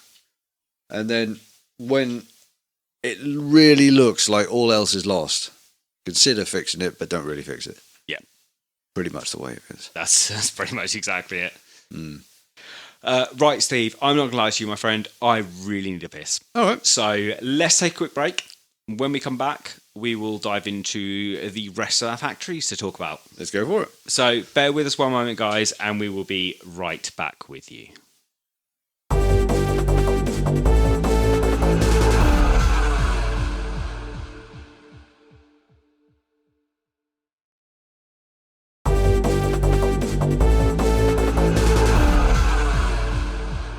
Thank you for bearing with us. We are back. Bladders are empty. Fresh beers in hand. Oh, that sprayed all over my computer. That got distance. I watched that. That went everywhere. It was almost impressive, actually, Steve. But better than the first one. Just for the sound effect, it was better than the first one. Yeah, that was a proper stone cold beer slap. Yeah, Beer everywhere. That's fine. I'll just wipe my computer screen. We won't worry about the rest. I often get cat dribble just all over my computer. Dribble. I have, honestly, I don't know what's happened to her, but she's become the dribbliest cat in the world in just recent weeks, really. She never used to dribble, but now, honestly, she'll just come and sit on my lap, and I've sent you pictures before, when I'll just be sitting there working on the sofa or whatever, and then the cat will just turn up and just appear on my stomach or on my lap or wherever there is an inch of space for her. And at that point, she's so annoying and so in the way that I'm like, oh, okay, I'll give you a good fuss. I love fussing her anyway, to be fair. I'm a bit of a softie for any animal, but especially for the cats. So I'll give her a bit of a fuss. It's a 3-minute distraction from work. And then the fuss makes her purr, which is wonderful. She's having a great time. We all enjoy that. And then she just shakes her head and just sprays dribble everywhere. Nice. It's a bit of a nightmare. The amount of times I've just had to clean my keyboard or my trackpad or whatever's going on my computer just because there's cat dribble all over it is a bit of a nightmare. At least it's just dribble, I guess. At least it's just dribble, that's fair. We do have the male cat in the house who really loves the soft blankets, and he just starts, as Cherie would say, making pudding. You know, that nice... The kneading thing. But as he does that, his little penis always just comes out as he gets a bit too excited, and I'm I'm under this blanket, please get away from me now. Bat him off. I was like, that's enough, sunshine. Exactly. And he's just having a wonderful time. But and it must be frustrating for him. If that was me and I was like, God, this feels wonderful, I'm well in the mood, and some big cunt just came and slapped me out of the way, I'd be raging, obviously. So I feel for him and I try not to do it, but when he's a bit close to my feet, I'm like, oh, it's a bit... Get away, mate. I don't want that near me. Please don't. There's things you don't need in your life. Exactly. And the little cat's crab penis coming out. You don't want that. Nasty. Anyway. Moving on. Speaking of crab penises... there's literally there's no reference there. But Ducati are next, Steve. Ducati, who we're here to talk about. Yes. And we do, before we start talking about Ducati, I think we just need to briefly go over what we know about what's going on with the Ducati engines. Like, there's some weird shit going on between the different... Obviously, there's 8 Ducati bikes, 4 teams, all running Ducatis here. Yep. 3 different specs of engine on the grid now. Yeah. Yeah, it's a mess. Yeah, so we know that the GP22s, which belong to the factory team, which belong to the Pramac team, and one of the VR46 bikes, Luca Marini's bikes. There's 5 GP22s on the grid. We know the factory team kind of went, you know what? This 22 engine ain't great. It's a bit too peaky. It's not a smooth power delivery. We don't really like it. We're going to drop back to some weird hybrid engine between the GP21s and the GP22s. So they're kind of on a GP21.5 engine going on there for the factory team. They want the best of both worlds. Exactly. The Pramac squad we know are running the GP22 engines. Do you know what Luca Marini's running? No. I'm not sure either. I assume he's on a GP22 engine, but I don't know this. No, I'm not 100% sure. I did mean to look this up, but I completely forgot. I tried looking it up and I couldn't really find anything. Maybe we'd need to drop someone a message and just ask. Yeah, we could probably do that. I'm pretty sure it's GP22 engine. Yeah, that's what I'm thinking. But they do seem to be struggling with it a bit at the minute. I mean, it's going to be clear as we talk about Ducati here how much the GP22 is struggling at the moment. But it's just going to be interesting how this one plays out, whether that GP22 engine, because obviously these engines are locked in for the season. That's it. You can't change it. You can't change it. There's an engine freeze. There's no development until next year's engine now, which is what Yamaha are really suffering with. They cannot now improve the engine. No. So whatever engine you locked in for the first race, that's your engine locked in. So it'd be interesting to see how the electronics and stuff develop for the GP22 engine. To see, like, there's a real chance at the end of the year, Jorge Martin could, and Johan Zarco, more likely Jorge Martin, but also Johan Zarco, also Luca Marini. That engine could be really dialed in. It could be a fucking potent threat compared to the factory boys by the end of the year. It's got every likely scenario. They could be on a far better package just compared to the other guys. You know, no one saw this coming. No, not at all. And obviously we didn't see this. We kind of knew during testing that the GP22 engine was a bit peaky. We knew the power delivery wasn't great. But we kind of assumed they'd dial that out. That's it. We just put faith in that they would have the resources to sort it out over the testing. Yeah. But it's not looking that way at the minute. It looks like it's going to take a bit more ironing out. Certainly. And I imagine this GP22 engine probably won't change much into 2023. No, I don't think so. It's just like you say, the electronics are going to need a lot of tinkering to get it right, which they will. They will get it sorted. It's just going to take the boffins a bit more time to sort it out. Yeah, and as we talk about Ducati here, we'll realise that the GP22 is just going to take some dialing in throughout this. Exactly. It's got its issues. It's not the machine it was last year, you know, but we'll see. They will get it sorted. Yeah, we will. They will definitely get it sorted. That's it. And it might be a bit weird, actually. We're going to, for everyone listening, you probably know the result. If you're listening and you don't know the result of the race, you're probably doing things in the wrong order here. Yes. So, as we'll come to realise here, the GP21 is quite clearly, at the moment, the more dialed-in package. Yes. And we will come on to that. Let's talk about the VR46 boys first. Let's go for that. These are arguably the Tier 3 Ducatis. Yes. It's not Pramac, but it's also not Gresini. Gresini, we would argue, are the Tier 4 Ducatis on this grid right now. Yeah. But the VR46 boys then, Marco Bezzecchi, qualified 15th, did not finish the race. No. Crashed out on lap 8. But we didn't really see anything of him on TV until he crashed. No, that's the really annoying thing with everything else going on. It's just one of those things. We say it every single race. We say it every single time. Someone's got to be the grey man. Exactly. Blustering around, like you say, qualified 15th, right in the middle, essentially, of all the action, and then crashed out. Yeah. So everyone's looking at the point in the end, and that's it. He crashed out relatively early in the race. So... Well, lap 8, so a third of the way through the race or whatever. Yeah, relatively early. So we just saw nothing. No. Absolutely nothing. And then he was gone. And we didn't really see anything from his teammate, Luca Marini, qualified 17th, finished the race 13th. Again, didn't really see anything. I expected a little bit more from Luca, especially because he's on the GP22. I thought so. I thought we might see a bit of a climb from him. Yeah. But not to be. Unfortunately, like we say again every time, when there's something happening at the front like it was this race, you're just not going to get the telly time. Nah, and to be fair, unless you've got a title protagonist stuck in the back for some weird reason, you just don't really see what's going on anywhere from the front battle down anyway. That's it. Race direction will look at what's going on. And for the viewers at home, they'll think, right, this is the best entertainment. and they will give that to you. And a lot of the time, the entertainment is what's going on in the championship. Exactly. Like, it could be a great scrap down the bottom, which on an 9 individual times out of race 10, could be it the is. best scrap of the race. But if it's not got championship connotations, generally, TV direction and as home, the viewers, we don't really care that much. Like, the championship is really. important. Like, those the points at the front there are the most important. So Yeah. it makes a lot of sense as to why they show us that. Yeah, I completely get it. It's just unfortunately for these guys who are in the middle of the pack, you're not going to get seen. No. So, yeah, unfortunate race for Marco. Yeah, that's it. And for Luca, finishing 13th. Like I say, I expected more from him. He was the second best finishing of the GP22s, but 3 of them didn't finish the race. So what are you going to do? Kind of gifted. Yeah, exactly. But like we say, on the 22, which we know is going to need a bit of dialing as well. So we're factoring a little percentage for that. Yeah. And there's potential there. He could have finished high up the order. He did finish high up the order thanks to a few fallers. 6 crashes, I think there were in total. So ahead of him. So he was, gifted quite a few places. Certainly. But like you say, hoping for more, got a bit less. Yes. Let's talk about Pramac next. Pramac are pretty much the tier 2 of the Ducati teams here. Yes. Pramac, they're both running full GP22s, chassis, engines, the lot here. That's Both it. riders are running that. Johan Zarco qualified 13th, finished the race in 8th overall. Probably should have got through Q1. I think so. And he looked like he was on pace to do so, but got caught out by the yellow flags after Darren Binder's crash in qualifying. Yes. You notice how on this race as well, they talked about a whole circuit yellow flag. Talking about that a lot. Yeah, so that was weird. I think that was a graphical issue. I think so. But They did say it briefly, and I only really realised it the second time I was watching the race, that they said, maybe that was an issue with the graphics, actually. Because I've never seen a full track yellow. And when I saw it, my initial thought was, fuck, whoever's gone down here is probably looking bad. yeah, but normally at that point, you think if someone was looking bad, They red flag it. yeah, they'd stop the race. But no, it had to be a graphical issue. But if you're getting that on your screen, your dash as well.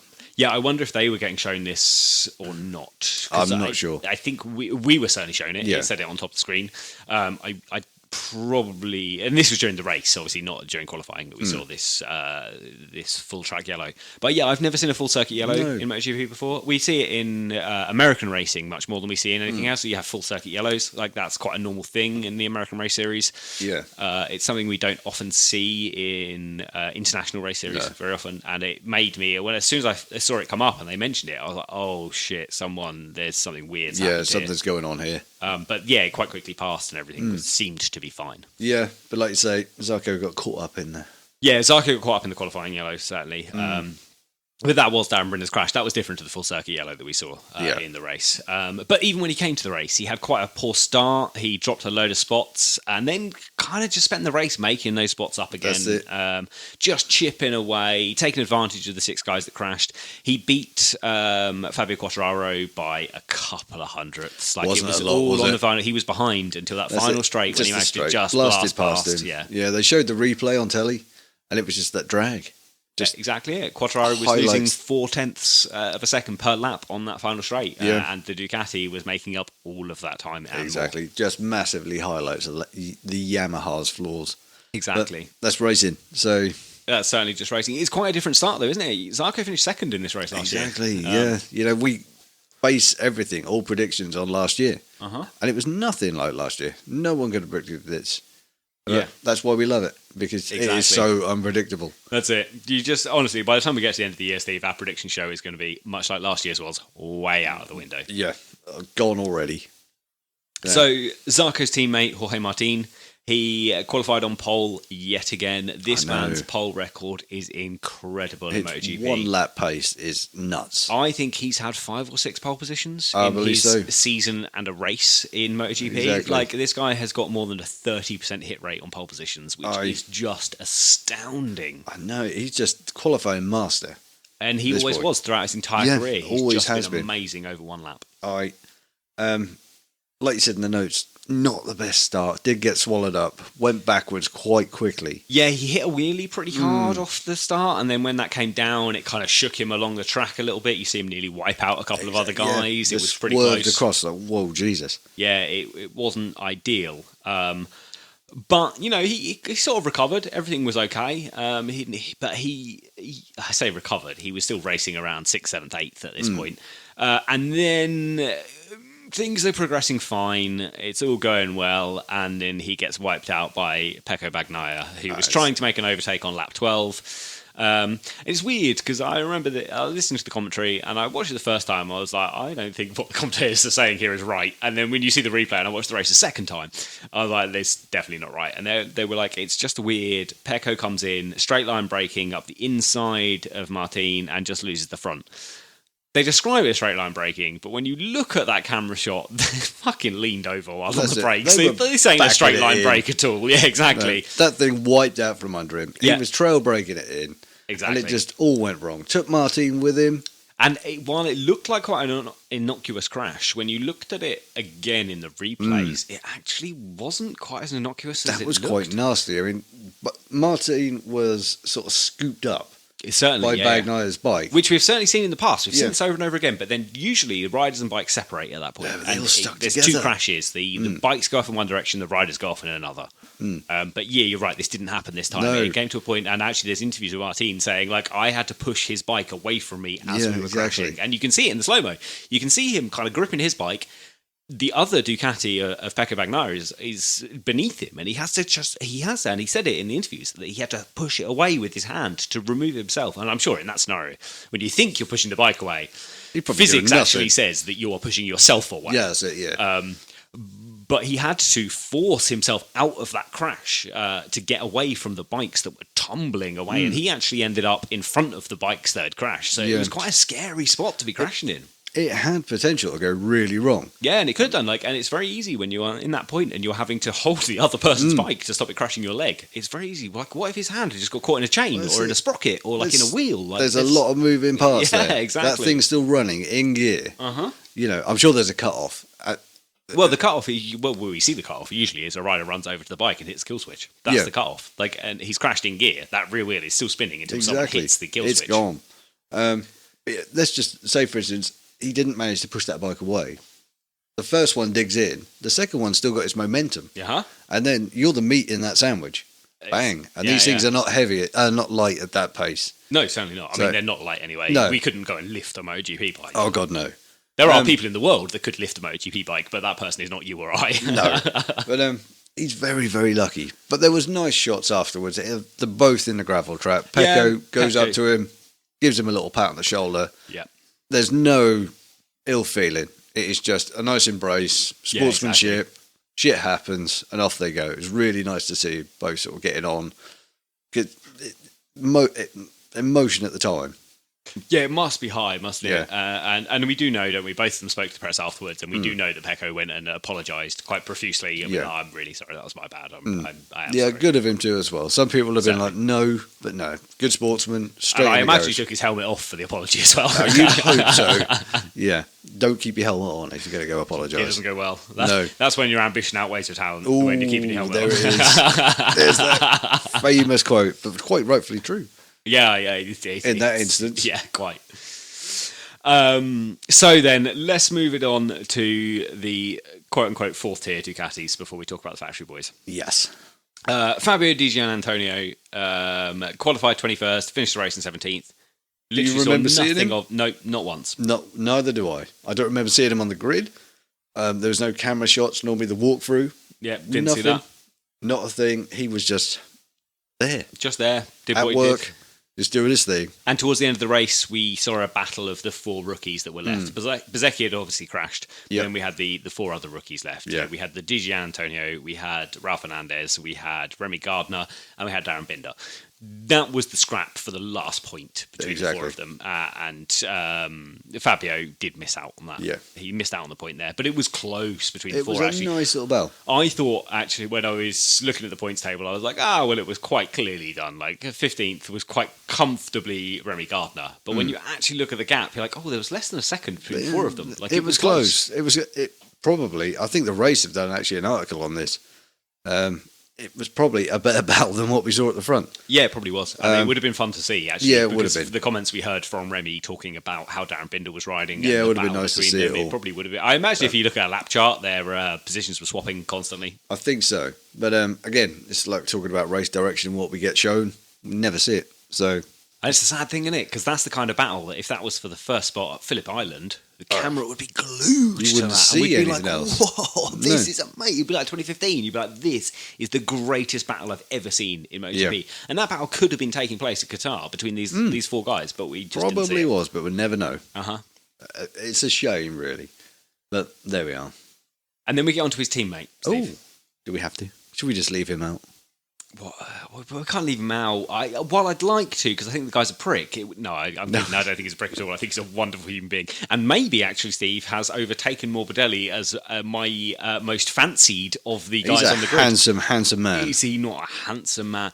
He just looks like an Australian surfer bum all He does. the time. Yes. Like, everything about him, he just screams sex appeal to me all of the time. Aye. But this is Enea Bastianini, obviously. Qualified second and went and won the fucking race, Steve. I know, mate. Amazing. I'm so happy for him. He won the race. And it's weird to talk about Ducati second in our list of factories here, to talk about the race winner being part of this factory. Yeah, but when you got so many people, other people, Yeah, exactly. 7 others who have such bad results, Exactly. So and you're at the front, yeah. but your percentage doesn't outweigh their percentage. So we'll get on to why we've put Ducati Yeah. here. But first, we have to just blow smoke up Enea Bastianini's Oh, arse, mate. because this was a fucking This guy. race, man.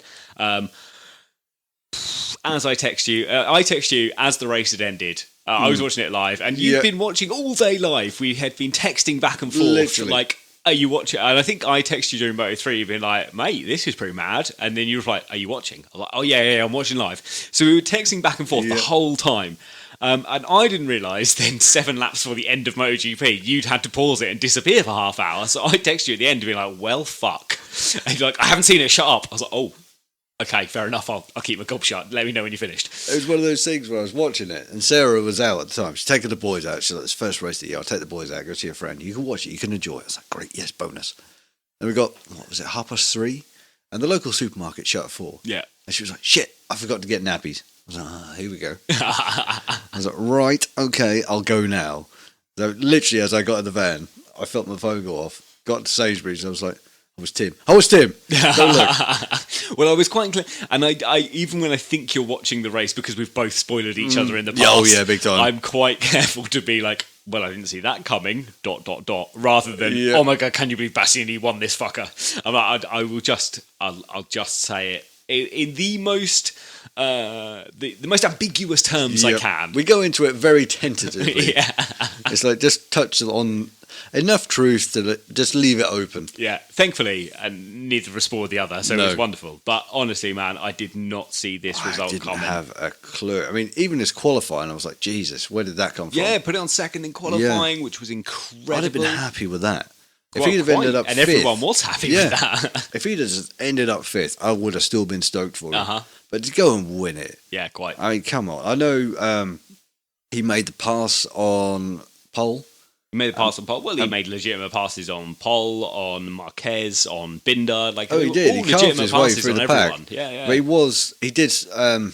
Pole did run wide, so he did gain a bit of time there. We'd already overtaken Pol by that point. He did him on the straight. Yes, but Pole. And then Pol got sucked in Yeah. and ran wide from there. So he kind of gained a little bit of gap there. That gave him the breathing space he Yeah. needed to just finish the race. Exactly. But my God, it was nice to see. It's just a cracking result, man. Yeah. For Bastianini, for the entire Grassini squad. Their first Absolutely. win for 16 years or whatever. Yeah, Tony Elias, I think you were saying that's before it. this started. 2006 as Enter, I think, of the year. That very famous race in Estoril. Estoril, yeah, won it just from by Rossi. It was so close. 200th of a second That's from it. Rossi What, or at something. the time, I think it was one of the closest finishes of all time. I think it might have been the still closest is one race of the, win, yeah.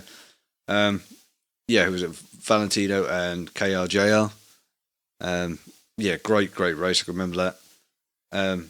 But yeah, really nice to see the team and the emotion in that garage. Absolutely, man. Like, we saw at the end, obviously we know Fausto Grassini passed away due to COVID in 2020.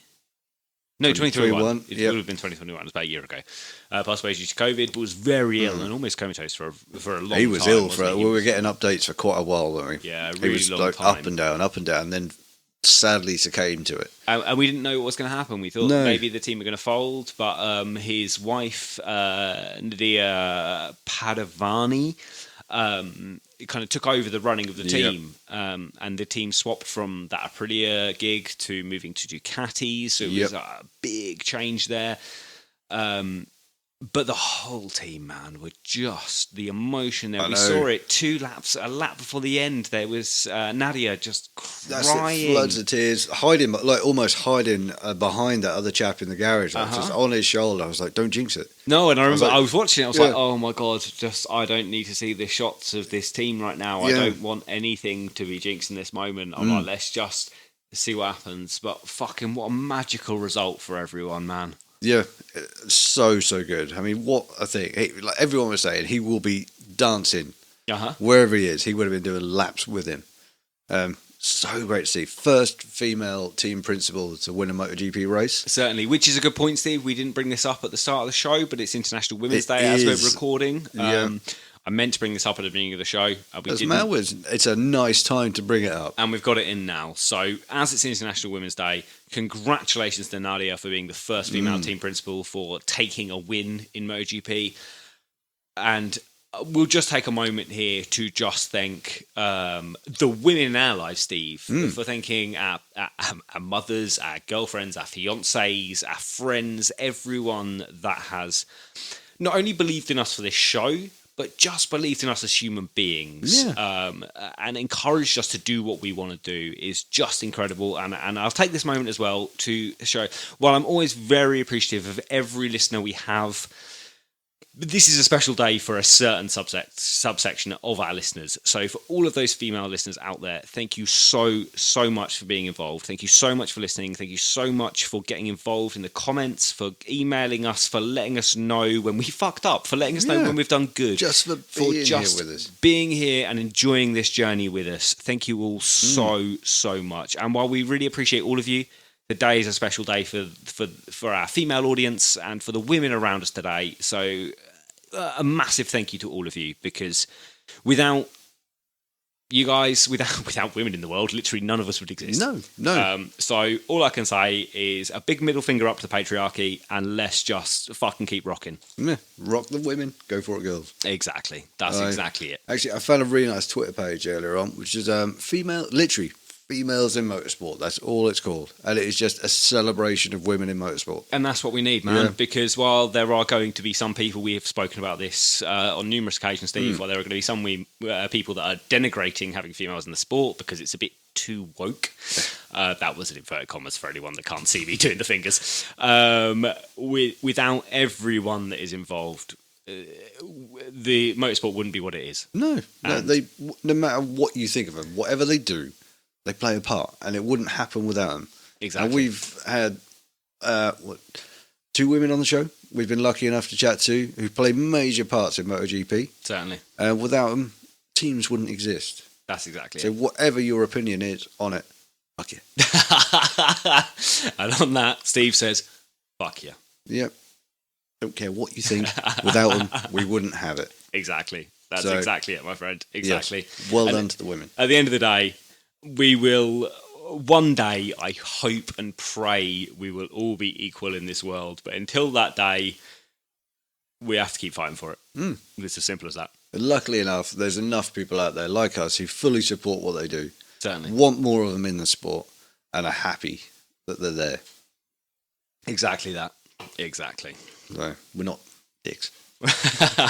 We try not to be. No. The simple answer is, though, Steve, to this, to all of the world's problems, actually, in my opinion, is the answer is just don't be a dick. Yeah, literally, that is it. Just be nice to everyone. Yeah. If you're just nice to everyone and you give everyone an equal chance, everyone's going to prove to you that everyone's equal. Everyone's worth the same. So stop being a dick. Let's all just support everyone. Just because someone's a different gender to you, a different sex to you, they have a different colour skin to you, doesn't mean they're not equal. So let's all just get over the fact that we've all got these egos, and let's all just work together to make the world and the sport we all love in MotoGP a better place for everyone. Yeah, it don't matter what soup you're eating, it all tastes the same to everyone. Exactly. That's exactly it, my friend. Where were we? Before we move on to the factory Ducati, Steve, I would like to take a brief mention on Bastianini's failed wheelies on the cool-down lap of that this annoyed race. the hell out of me. I was like, mate, just flick it in the map in one. And that was exactly the point. You could quite clearly see it was an electronics issue here. Because he kept popping that front wheel and it just bounced and then sunk. And you see him do it 3 or 4 times and then you kind of saw him just go, fuck this, it's not worth the hassle. It's the Valentino Rossi thing. We do know Valentino Rossi had a wheelie button in the past, in which it's a button that overrode the electronics and just let him wheelie. But clearly, either Bastianini didn't have this button or forget to press it. He forgot the numbers. It really was almost a bit embarrassing. It was like when I try and do a wheelie. No, that's not true, because when I try and do a wheelie, the front wheel comes up way too far, I shit a brick, and it drops back down as I slam the rear brake, and I never try again. Can't do it. Bits will fall off. Yeah, well, every time I've done it, it's been by mistake. I've tried to do it deliberately on a number of occasions, and as soon as the front wheel rises, I'm like, oh, and I just drop the throttle. Pretty much what I do. The clutch won't handle it. On your bike, the clutch fucking certainly won't. I'm not sure you could get a wheelie on your bike, could you?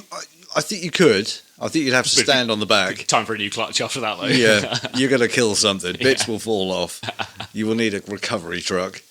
But, yeah, I've never tried it. I might give it a go one day. One day. On a wheelie machine. I don't know. But yeah, they did annoy me. I watched him doing this. I was like, mate, just give up. Yeah, exactly. After 3 or 4, I was like, please stop now, because this ain't looking cool anymore.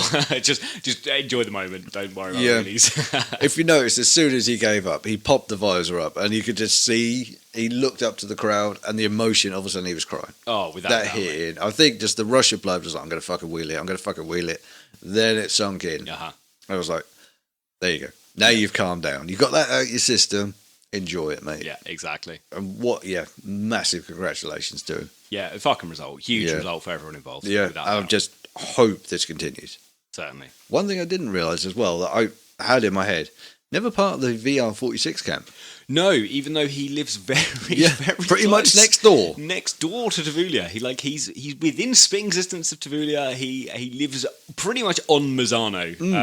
But he's there. Never part of the academy. Was once invited, apparently, turned it down, was very happy to go his own way, and has certainly made something of himself for going his own way. I heard something earlier on, or read something earlier on, that there was an interview with Rossi. Don't quote me on this, because it's only bits I read really quickly at work while I wasn't doing nothing. Should have been doing something, but I won't. Drop myself in it. That's okay, mate. They know by now. I was going to say, at this point, I've met some of your work colleagues. So I'm aware that they do listen. I'm aware that they also know that you slate the company, and that you are quite often being like, I didn't do anything at work. I do. It's just when there's racing on. Yeah, exactly. You do something for, most weekends that you're there, but for 20 of those weekends a year, to be fair, the fucking weekends anyway, you can't be expected to actually work on a weekend. So that's okay. I've completely forgotten where I was going with it now. Something about guys at work. Wheelies. No. Okay, well, let's move on to the factory again. Let's move it on. You lost that bit. You might remember soon enough. The factory boys had a fucking torrid weekend, Steve. Just a bit. Not good at all. So let's go with Jack Miller first, quick and easy. Qualified 4th, did not finish the race. No. Had GPS issues during the race. The electronics all went haywire. His bike completely lost track of where it was on the circuit. Gone. So there's points in the circuit where he's opening the throttle, expecting a certain response from the engine, and the engine's doing something different. So he's on a tight corner where he knows normally I can open the throttle fully, and the electronics are going to control this bike around the corner, and they're going to give me everything on the straight. However, because the electronics had lost where he was on the circuit, he's opening the throttle, and it's just giving him full power. Yeah, not good. It was almost quite but this made the bike impossible to ride, actually. This meant that there was no way to predict what the bike was going to do in certain places. Bloody dangerous. Which sort of leads me to a weird point in which the traction control and electronics in MotoGP are so advanced now that there's no road relevance to this whatsoever. And I know this is true of aero, I know this is true of quick shifters, I know this is true of seamless gearboxes, I sort of know this is true of all of it. But I don't know, it gave me a weird feeling that the riders are just opening the throttle fully and expecting the electronics just to do the bit they do. And I'm not taking anything what away it makes it seem like. And I don't want to take anything away from the riders for this reason. It's what it seems like. Because these guys are fucking talented. They know how to ride these machines. And they've just been kind of thrown out of sync by the fact... Well, Jack Miller was thrown out of sync by the fact that the bike wasn't doing what he expected. But it does kind of lend some credence to what Casey Stoner says. Like, oh, you know, riding a bike isn't the same as it was because there's just, you know, there's less rider input, there's more electronic control, which probably is true. But then this isn't a problem with the bikes, it's not a problem with the riders, it's a problem with the rule set that allows these technologies to exist. Yeah, I mean, if this is 100% true, then you could almost set this bike up to ride itself. If we had the tech. You could say, if it's GPS mapped to go around the track and that bike knows where it is exactly at all times, what it can do, let it go on its own. You are literally just the monkey that is pulling the throttle. Well, the difference there is that, while yes, you are the monkey that's pulling the throttle, you're also the monkey that's throwing your weight around to counterbalance the machine You're the one to do something that only 24 people in the world can possibly do. Yeah. Like, There's still a huge level of skill involved in what they're doing, but the bikes are very much separated from the bikes average Joe can go and ride. But then this is true in every extreme motorsport, isn't it? Extreme Formula One. Like, my Fiat Punto has, like, being an Italian car, has nothing in similarity to a Ferrari Formula One car, for example. No, the way this makes it sound is like it's far more autonomous than what we'd like to believe. Yeah. I'd like to believe that, yes, the traction control or wheelie control is there, but this makes it sound like it's a 50-50 split. Yeah, and we get traction control and wheelie control on a road bike. Like, that's pretty normal now. If you go and buy a brand new road bike, it's going to have traction control, it's going to have wheelie control, it's going to have all of these things. It's just the GPS mapping of it that feels a bit weird, I think. I just don't like it. I don't like the thought that the bike can know where it is and your input could be potentially overridden by... Which is exactly what's happening. But if you get your input wrong, the bike will just override that input. And... kind of a part of me as a fan of MotoGP is I want to see this if it's making the bikes faster around the circuit, which clearly it is most of the time. So I want to see it most of the time. But I don't really want to know I'm seeing it. No, I kind of want it to be a bit ignorant. of black magic that's going on in the background that I don't really understand, I don't know about. I have no problem with it, but I just don't want to think that the bike knows where it is and can override what you want it to do. It's a race at the end of the day, and it is man and machine, not man and machine in the little electronic box. Yeah, exactly. You know, I want to think that when he pulls that throttle, twist it, you're going to get what you want. Yeah. Not what the computer goes, actually, you don't want this, mate. I'm going to give you only this, 20% of what you're asking for. It's, at the end of the day, the rider's job to ride that machine to the best of its ability, not the electronics. Do you remember... I can't remember year. I think it was about 2016. Jorge Lorenzo and Valentino Rossi were in the same team, both in the factory Yamaha. I can't even remember the circuit it was, but it was super, super slippery. Lorenzo, who was clearly the faster of the two at this point, was really struggling because he just couldn't get any grip down. Whereas Rossi was really managing to just get the drive out of the corners and was making up huge chunks of time, taking huge chunks of time out of Jorge Lorenzo. I can't remember where Rossi finished this race. I can't even remember where the race was. But I remember afterwards they were saying, like, there was no grip. What was happening out there? And Lorenzo was just saying, like, look, there was no traction. The traction control wasn't working. I was just spinning up on the rear. I couldn't get any power down. I don't know what was going on. And then they asked Valentino Rossi, they're like, so how did you finish so much better than your teammate? And he just went, well, I just used the old school traction control, which is your right hand. He's like, I just put less throttle in and I got grip and I went. Yeah. And that's like, what it should be. Exactly. That's the difference. But then if you want the best lap times, you go with the electronics because a computer is better than a human at almost everything. I don't mind. I've got nothing against electronics, but I'm just of the opinion, like you just said, it's all down to your wrist. If you twist it, you get X. You can map that engine to say, right, I want X amount of wheelie control, but to me, it's got to be over the entire track. It can't be the machine knows that what you only want that for the next corner. But the machine does know you only want that for the next corner because that's the best way to develop lap time. Yeah, but at the end of the day, it's man and machine. But then what do you do? How do you fix this problem? Then you go, do you know what, we remove electronics, and then we're back to the 500cc's that are just going to spit you over the handlebars at the any opportunity. Rider ability. You've got to learn, like Rossi, like you said, he just said, you've got to learn how much throttle, how much you can just flow that in, be smooth. Yeah. And just I don't know. I do wonder, it's one of those technologies, if they'd caught it early enough, they'd have just removed. They'd have been there's no GPS tracking. Much like we're seeing with the Aero now. They're like, we let this one out of the bag. Much like we saw with seamless gearboxes. Fuck, we didn't stop it before it happened. Ceramic brakes, on the other hand, someone predicted coming and just went, ceramic brakes are not okay in MotoGP. We're not having them at all. You're going to stick with carbon, you're not having ceramics. That's that. Yeah, I think so. So it's a technology that developed before the rule set developed enough to stop it developing. I think you're right. I think it would have come in at some point because someone would have gone down the safety road. Yes. So we would have got it, but it would have been a different beast to what we're used to seeing. It's just one of those things that it is there. It's on the bikes. They have the ability to use it or not. They could dial it down. But then you can only dial it down so far before you're losing lap time. Yeah, exactly. And lap time is king. Lap time is everything. It's a great. We could talk about this literally all night. Yeah, there could be. I'm all for old school. I'd rather get rid of the lot, and you have to. But then there's no road relevance. No, I think every prototype racing series has to have road relevance, or it's almost irrelevant at that point. It becomes a standalone. Exactly, and we're seeing it with Aero. Like, there's you don't need the fucking Aero they've got on MotoGP bikes on the road. No, but then it's the same Formula One. You don't need the Aero you see in a Formula One car on a road car. But then it becomes that little trick bit where we see that little winglet on the Ducati that you can buy.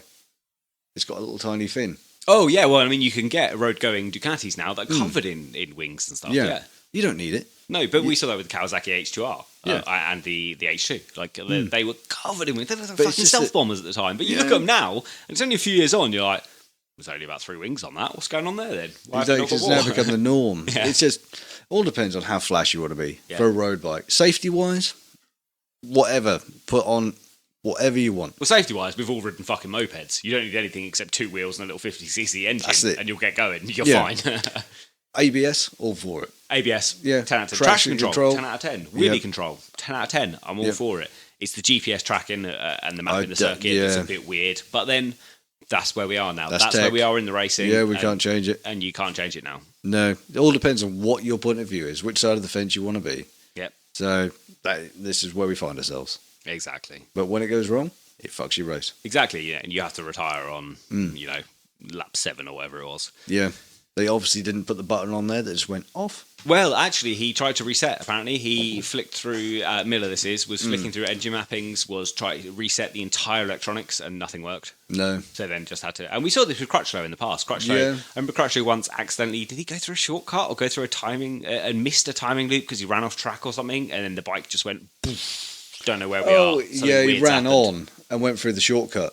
Yeah, and then because he missed one of the timing loops, the bike didn't know where he was, the bike didn't know what was happening, he had to retire for the same reason. Oh, what the hell was that? I could picture I think it was Qatar. I think it was Qatar, where you could literally, you go through like a little swerve. I can't remember where it was, but I think it was Qatar, and he just ran on, he missed a timing loop, and that just sent his bike haywire, and he had to retire for the same reason that Miller retired. Yeah, I can't remember what it was. I could picture it. Yeah. But, yeah, that's what happens. But this is just where we find ourselves, so... Exactly. Francesco Bagnaia then, Steve, qualified 9th. Quite poor qualifying for what we expected from the GP22, and then did not finish the race. As we've already discussed, he wiped out Jorge Martin in that weird crash. Bless him. Francesco, after the race, seemed to be a bit upset. He'd spent so much time testing and not enough time on himself over the winter break and race weekend so far. He was saying that he had not ridden the same bike in 2 sessions in a row. He'd always been testing parts. He'd just been hammered with parts, trying to improve the package, but had never managed to really dial in the package that he had. And he had a quote which was, quote, "I'm not a tester, I'm here to win," end quote. Which sounds a little bit petulant. It sounds like a bit of I've lost, I'm a bit angry about it. And it sounds like a bit of a hissy fit, but he sort of has a point. He has got a little point. I get it. And again, I can see it from both sides of the fence. You want to win, you test the parts to find what makes you win. But at the same time, I get it. You want to be given the bits to make you win. At the same time, like, he's a factory Ducati rider here. You kind of do what you're told. Why is he doing the bulk of the testing? Where's Pirro? They've got fucking 8 bikes on the grid. I'm aware only 5 of those 8 are GP22s. Yeah. But why are the factory squads doing all of the testing of parts when there's 3 other GP22s that should probably be doing that testing? Maybe it's down to experience. they thought these guys were the ones to do it. Maybe, but him and fucking Jack had to do all the testing when they were in Pramac. They were This is testing true. for the factory boys. Because the factory guys are the guys that are paid the big bucks to go out and win the title. That's where your bets are. The testing comes in the other. You test on your other machines. You give the best bits to your factory guys who are supposed to be winning races and winning the title. That's why they are paid so much to do so. Yeah. So you can see why he's a bit upset. And actually, it kind of came out later on when Tardozzi apologised to Pecco and be like, yeah, we really fucked this. We probably should have just let you go out and get used to the bike and got someone else to test it. Like, Tardozzi and Ducati apologised officially to Pecco for putting him through this. Yeah, well, I messaged you, didn't I, saying like, they've apologised to him, but then I couldn't find the bloody article. Well, you messaged me about it, and I think that I misread your text to start with, and you were like, Pecco's apologised for wiping out Martin, or and something. Oh no, Martin's apologised for. I misread it anyway, whatever it was, and I was like, well, that seems weird because I don't think it was his fault. I was like, this is a bit strange. And then you text me again. You were like, no, you've misunderstood here. Like, this is what's happened. I was like, oh shit, Ducati have apologised to Pecco. Right, I did misread that. My bad. But yeah, there was an official apology and stuff, and they've spoken about it in the media as well. Davide Tardozzi was just like, we got this very, very wrong. We won't do it again. We're really sorry. Which is quite a change for Ducati, actually. It is, but it's quite refreshing. Very refreshing. But from the attitude of, we will make a fast bike, you've just got to fucking ride it, to, we realise we got this very wrong. The bike probably is okay, but we pushed you in the wrong direction. We actually messed up with our riders here. We won't do this again. We're really sorry. Let's move on. It was a it feels like quite a quick change in direction for Ducati. It does. But maybe this has been a longer change over the last few years, and especially after the Dovi debacle. Oh god, yeah, Jesus. I don't know. I think they've just had a very, very bad start to the season. Mm-hmm. So I think they need. Well, I mean, the factory Ducati, the start of the season could not have got any worse than Jesus, this. No, not unless Anea had fallen off. Oh my god, imagine that 2 corners before the end or some bullshit. Fucking hell. Jesus Christ, that would have been bad. Start afresh. Yeah. Lombok, level playing field. We'll get to Lombok. I don't think Lombok's going to be a Ducati track anyway. No, I don't think it's going to be a Ducati track. This is going to be a track we'll see Suzuki and Yamaha, I'm sure, really doing very well at. But it's just fresh, it's new, everyone's essentially level. Put this behind you now, boys, and just literally come into this one looking ahead, all friendly, all happy, and just try and build from whatever is left. Yeah, that's exactly it. Next factory then, Steve. Let's move on, mate. This show is going to be fucking long. It is. I've just looked at the time, realised. Yeah, I didn't expect this show to drag on, so I can only apologise to everyone that likes the sub 2 hour shows, because this one is going to be certainly a plus 2 hour show. But it moves us on to KTM, Steve, being our next factory here. KTM, let's talk about the 2 satellite boys first. It's going to be quick and easy for them. Then we'll get on to the factory boys. Yes. Raul Fernandez, then the sensation of Moto 2. Oh, yes. Qualified 23rd in MotoGP, finished 18th. Finished. Didn't get points. Was in that final battle. Yeah. Didn't see anything of him during the race, though. Just MotoGP. Yep, that's exactly. You're not at the front, you don't get the telly time. Yep. There we go. That's kind of covers that one. Moving on to his teammate, Remy Gardner, qualified 22nd, so a place above his teammate, which was unexpected, actually. I expected Raul Fernandez to be finishing above Remy here. I finished the race in 15th. Only rookie to score points. Only beat Darren Binder by, that couple of hundredths of a second or whatever it was. Fraction. It was close. But did score points, so everything's okay.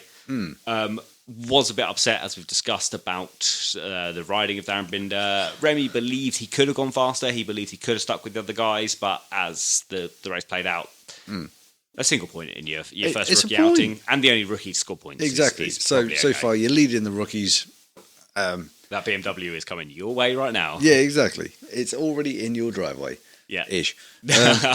Oh my god, imagine scoring a single point as in the stacked rookie field that we have this year and winning Rookie of the Year. No reason why that can't happen. Well, it would be a mad year if that did happen. Sensational. But, beat your teammate. Exactly, and that's the important thing. That is, bragging rights, straight away. So, not the best, not the worst. Yeah, exactly. They're there. The factory boys then, Steve, won Miguel Oliveira, qualified 14th, did not finish the race. No. Not the start to the year Oliveira wanted here. No, not at all. Crashed out on lap 11, racing just outside the top 10. Not a lot spectacular went on here. No, again, feels very Miguel-esque what he's sort of fallen into. I'm starting to worry a little for Miguel's career. I am starting to worry. I think it's much too early to be saying, but we know his contract's up at the end of the year.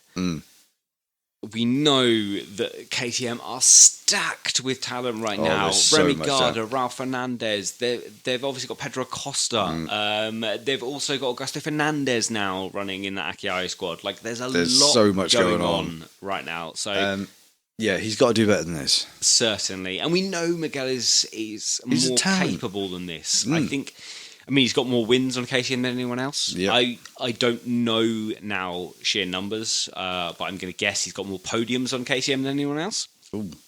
I would hazard a guess, yes. It's going to be close. It's going to be getting close now. I don't know, but I think he's probably been most successful on the KTM. But this was not the start of the year he wanted. No, not at all. Disappointing, especially considering I put him in my fantasy team.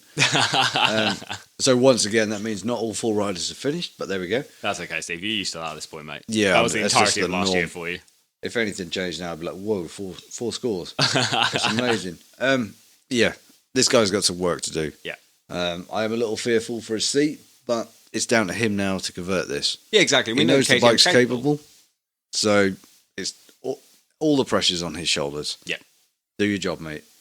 Yeah, that's exactly it.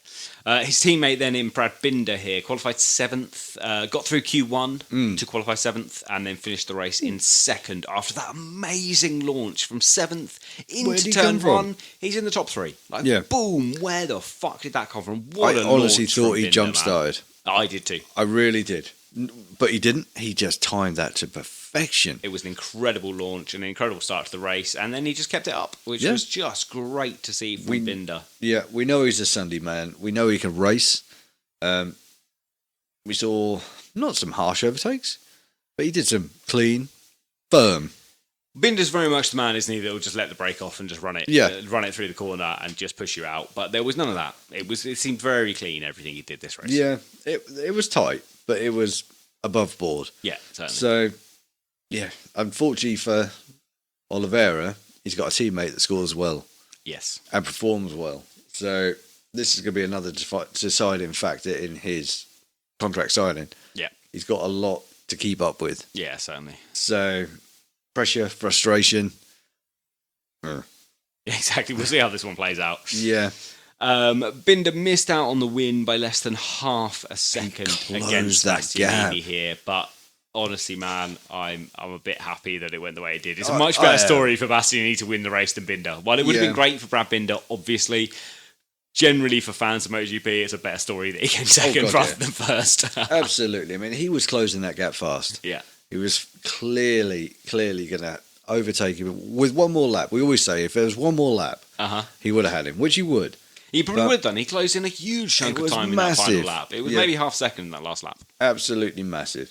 But it shows how racy he is and what he can do on used tyres. And oh my God, it just shows that if he can get up and near the top in those first few laps, he's going to be a fucking threat for the end of the race. Yeah.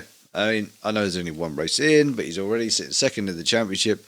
Great position to be in to start a year. If he carries on like this, mate, other people will be looking at him fairly quick. But I can't see him wanting to move. Well, I mean, he's signed up for another 4 years. 4 years, he's got a long contract. Oh yeah, he's there for a long time. But other people will still look, take note, and try and tempt him. But at the minute, stay where you are. Just keep doing what you're doing. Quite, and at the moment you look at him and you're like, even if you're looking at elsewhere, you're sort of KTM's golden child. Is it not just worth hanging on just in case? If you could be the guy that Pol Espargaro left. Pol Espargaro's gone. Pol Espargaro could have been the guy that brought KTM from nothing to a title winner. Oh, absolutely. But if you can replace that guy, the guy that fucked off, and you're like, right, well, I'll just try and do it then. Imagine, like, if he is the person to give them their first title, and he does it this year. And he did it for them in Moto3. He almost did it for them in Moto2. If he can come and do it for them in MotoGP, like, wow. Like, he's KTM through and through, man. Like, that's a job for life. Yeah, he's just going to bleed orange for the rest of his life. Certainly.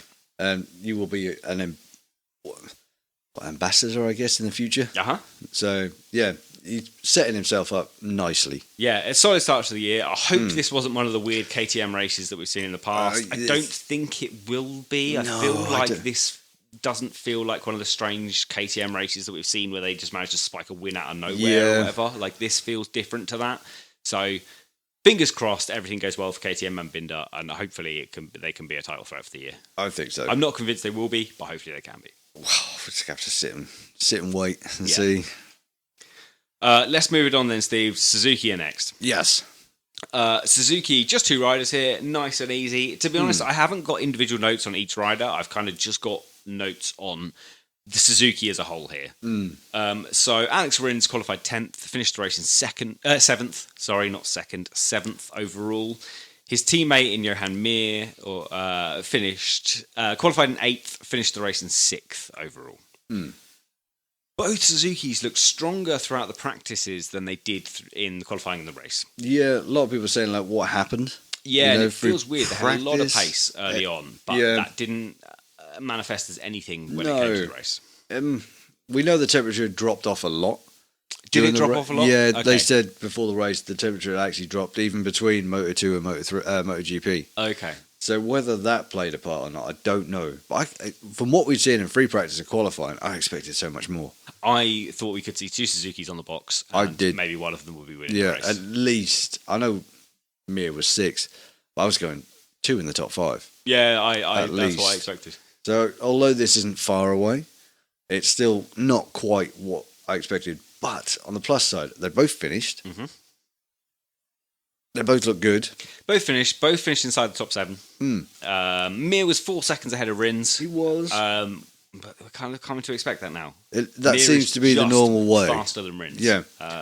Painful to admit because I'm a big fan of Rins, but it's just reality has come and bit me in the arse here. Mir is just better than Rins. Yeah. I'm just happy they both finished. And they're fast, Steve. They finished in a straight line. Suzuki's topped the timesheets. I know. Man. In practice, we saw Suzuki's cleanly in a straight line on the back straight, overtaking Ducatis. That's nuts. What the fuck has happened?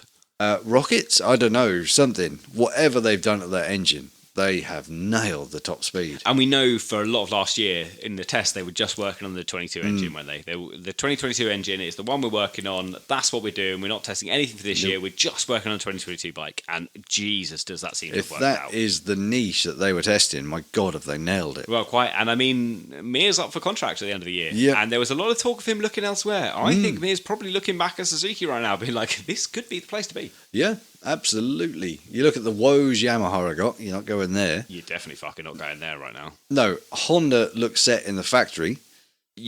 And the problem is, and we've said this before, isn't it, is actually where do you go? Exactly. You can't go to KTM. They're stacked for talent. You're probably not going to go to Ducati. They're stacked with talent. Yep. Yamaha right now don't look great, but also stacked with talent. Honda, you might get a ride in the Repsol team, but if Pole keeps doing what he's doing, you ain't getting that ride either. No. You're pretty stuck. I think all of the guys that are locked into factories right now are stuck in those factories. I think so. I think this is it. I think you make a career move now. As soon as you move into MotoGP, that's where you stay. You get your factory, and that's where you're at now. Unless you're very lucky, someone does a crazy move. You get a Maverick scenario. But then even that was just Morbidelli into his seat. He was already in the Yamaha. Who's the last guy that swapped manufacturers and was successful? Miller, maybe? Miller moved from a Honda to a Ducati and has won races since. That's true. I was thinking like bigger success quickly. Stoner. Yeah. Who else has jumped manufacturers and then gone and won a title? No one. That's it. That is it. Apart from Rossi, but a long time ago. Well, exactly. Stoner was more recent than that. Yeah. I think you're right. I think where you come up to now is pretty much where you stay. And maybe this is why Raul Fernandez was so upset that he couldn't get to a Yamaha. Might be, but then at this point, are you looking at the Yamaha going, dodge that shit? Well, maybe not if you're Raul Fernandez, because you're also looking at Darren Binder, who finished ahead of you as the lowest Yamaha. That's true, yeah. Hard one. It's a tough one, man. Yeah, hard one to call. But that's the problem with having stacked so much talent coming into MotoGP. This is it. It's good, though. Don't get me wrong. It's very, very good. We kind of need a few years of just shit people coming through Moto2 and Moto3 just to make it easier for everyone. Just a lot of quick one-year people. Yeah, exactly. You were crap. Get out of here. Yeah. Get out. We need Aprilia. I go back to that. Fuck it. You're out. Yeah, the road to MotoGP has maybe made things more challenging for everyone already in MotoGP. We're going to end up with like a 40 bike grid soon, just because there's so many people to accommodate. There's 40 guys that are fast enough to be on that grid. Oh god, yeah. And that's the mad thing, is there's never going to be 40 grid slots for them. Oh Christ, can you imagine 40 MotoGP bikes going around there? Fucking hell. Nah, mate. Not unless you get KTM, they're already there. Kawasaki back. BMW come in. Yeah. Then you got, potentially 8 more rides. Yeah, who else could you come in? Big motorcycle manufacturers. Ooh. MV? MV, so maybe are they a big motorcycle manufacturer or are they a very niche one? They are very niche, but they were always prototype racing. Yeah, that's fair. They always were in the past. And they've got a Moto2 presence now. Yeah, they've got a Moto2 presence. Who else could there possibly be? Ooh. What are the big American manufacturers? I mean, Harley don't make superbikes. No, not going to bust into it. Where else do you go at this point? Not unless you start. I mean, we've seen some really reliable Japanese machinery coming out with some unpronounceable names. Do you mean Chinese machinery? What? You said Japanese. Oh, do I? Yeah. I was like, there's a lot of really reliable Japanese machinery. Yeah, I get my countries mixed up. But that's the problem, isn't it? Like, where do you go for big superbike manufacturers? Like, that are producing a lot of superbikes. Not many. No, there's not many left, man. Yeah. Kawasaki, satellite and factory team, BMW. BMW, like, where else from that? I'm sure there are others that we just cannot think of off the top of our heads. Probably not, no. But that is it. That is the main core bulk. Yeah, certainly. Represented. Yeah, Suzuki are there. Everyone's there. Mm-hmm. Everyone is there. So, yeah, potentially, let's say then there's only 8 more seats for the future. But they're not going to open up 8 more grid slots. No. That'll be 30 bikes on the grid. They're not going to do that. Well, it'll be 32 bikes on the grid, actually. They're not going to do that. Interesting. Very interesting. Yeah, there's a lot going on. Aprilia then, Steve, our next manufacturer. Yes, buddy. Aprilia, we'll start with Maverick Vinales here. Qualified 19th, finished the race in 12th. Yes. Fine, I think is just the word for that. I think, if this was his first race on the Aprilia, those 5 races last year, if this had been the first one, you'd be like, this was okay. Yeah. But he's had them 5 races now. We know it's a new bike. We saw what his teammate did, which we're about to come on to. But it's just comprehensively beaten by his teammate. And let's face it, Aleix Espargaro has pretty much comprehensively beaten all of his teammates at Aprilia, at least. He beat them all at Ford Yamaha as well. Oh, good, yeah. Suzuki, he had the 2 years against Maverick Vinales. Maverick Vinales was better. But since then, Aleix has just been top dog in whatever team he's been in. He has. He's done really well. But yeah, Mav, I don't know, that 12th place finish. Yeah. I would just try to think really of like an interesting argument for Mav, but I can't. Nah, and that's the tough thing. I hope he gets up to speed because he's capable. He is capable. More than capable of finishing a lot higher up than what he has. Certainly, and I hope he just gets on the same level as Aleix sooner rather than later. And I think the fact that the two of them are bros and they're good friends is going to help because Aleix is going to be feeding him information. Yeah. They're going to be chatting. There's going to be no ill feeling in that garage. Exactly. They're going to be working together to try and get both riders up. So I do have faith that Vinales will improve over time, but it's been a slower improvement than I'd hoped for. Yeah, it's hard to look past the Mav of old. That's what I always keep resetting back to. Mav won this race last year. I know. But then I always think about the woes, right? Because there were so few highs. And this was Mav's high of the year last year. Well, yeah, a year ago was Mav's high of last year. But then all I remember is the numerous lows. Yeah. Because that's kind of Mav's career, isn't it? It's a few highs punctuated with a shitload of lows. Yeah, this just feels like what we're going to get. I want to say he's going to improve. He's going to do better. And I'm convinced he will. I think he'll do a little bit better. I'm not convinced he's going to be a Espargaro. No, I don't think he's going to set the world on fire. I think we have, as a fan group of MotoGP, full stop, heavily underrated Aleix Espargaro. Yeah, I've always said how much I liked him, how good I thought he was. Whereas I haven't, to be fair. I have quite often been on the train that this guy's literally never won a GP. He's the only person on the MotoGP grid now that has never won a Grand Prix race. Which is absolute madness. And yet you'd still rate him as probably one of your top 6, at least 10 riders on the grid. Absolutely. He is one of the best out there. You know, you can't knock his effort, man. The stuff he's done. I mean, this guy is going to go down as the Aprilia rider. Certainly. And we're on him now, so let's just go for it. He's qualified 5th, finished the race in 4th. Yeah. which, again, we compare this to qualifying 19th, finishing the race in 12th. Yeah. Vinales. Big difference. A massive difference between the two, man. Yeah, and like you said in the notes, only 2.2 seconds off the win, the closest gap for Aprilia to the winner ever so far. So it's always getting closer and closer for and him. it looked like he was going to fight for the podium. He was within half a second of his brother, who finished third. Yeah. And closing it in. It was only in that last lap that top three just went, nah, mate, and just went balls to the wall. Yeah, just and gave it that managed little to bit. just maintain the gaps that then Aleix Spargo here, it seemed to just be like, I can't stick with these boys at this point. Let's just... Even the commentators were saying, we're going to see the brotherly scrap.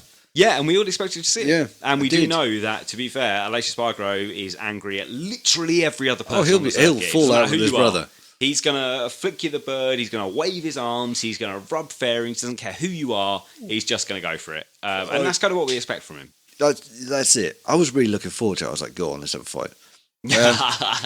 Let's get some hand. Whatever goes on here, it's going to be a wonderful Christmas dinner next year. Oh, God, can you imagine that? They'll be sat around that table throwing pizza at each other. And that's a wonderful thing. Imagine now we've got so many brothers in the sport. Imagine if there is a title battle between brothers. Oh, I can't wait.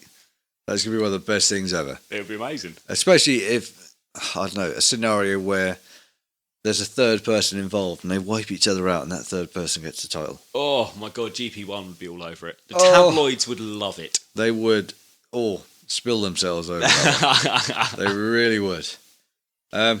Aleix, I love him. I think he's great. Great race. Is he going to win a race this year, Steve? Yes. Yeah, I'm feeling I'm feeling it. I am feeling it's going to be his year. I love it. He had his family in the paddock with him. Yeah. Saw lots of some shots really of nice ski. pictures of him just walking around in his leathers. He had his wife there in her like long flowing dress and his kids. They're just walking hand in hand in this really lovely photo down through the grid. It looked great. Yeah, fucking sickening. Yeah, I like him a lot. I do. I, to be fair, I think as a casual fan, certainly initially, I was a bit like, what the fuck is this Aleix Spargo fella doing? I'm a bit over this now. But the more he's improved, and certainly the better the bikes have got he's riding, and the more we see about his outside life, the more I'm like, do you know what? This guy's a fucking champ. I like him a lot. He's an absolute grafter. You look at what he does. I couldn't keep up with his training. Mate, I don't work as many hours a week as this guy exercises. No. But I don't sleep as many hours a week as this guy exercises. Like, he's put in commitment. Like, he might arguably not be the most talented rider on the grid. In fact, I would say he's certainly not the most talented, naturally talented rider on the grid. But he might be the hardest working. Yeah. It's that dedication which has kept him there. Whatever Aprilia have seen in him, they've seen bucket loads of. You know, this guy will drop. And he's proved it over and over again. Yeah. He's proved to Aprilia over and over again. You can get someone else, but they're not going to get the results I'm going to get. So no, that's it. Do what you want to do. Yeah. He's probably not getting us paid as much as he deserves. No, I would agree with you on that one. I think the guy deserves another 0 on that pay trick. At least. Jesus, do not tell Aprilia that, mate. No, their chins have just hit the floor. Aprilia are like, right, assassinate Steve Moore. We'll stop him spreading loose in the rumours. Well, they don't like us anyway. Do they give us their press releases? Ducati certainly don't. Oh, they hated us. Yeah, Ducati weren't a fan of us. No. I don't know. I don't think we get Aprilia press releases either, actually. No, we get Gracidi. I think we get everyone else. I think it's just Ducati and Aprilia that were like, nah, mate. Yeah, they didn't like us at all. Ducati especially were just like, who? No. Yeah. They just did not. Everyone else was like, yeah, you go. You can have the press releases. Yeah, exactly. It's just Ducati and Aprilia are like, nah. No. Not feeling you, lads. No. There was nothing. No return email. It was just like, don't be stupid. I think we got a return email from Ducati and it was just a no. Oh, yes, we did, didn't we? I It think Aprilia just ghosted us. Ducati were just like, nah. Just basically, yeah.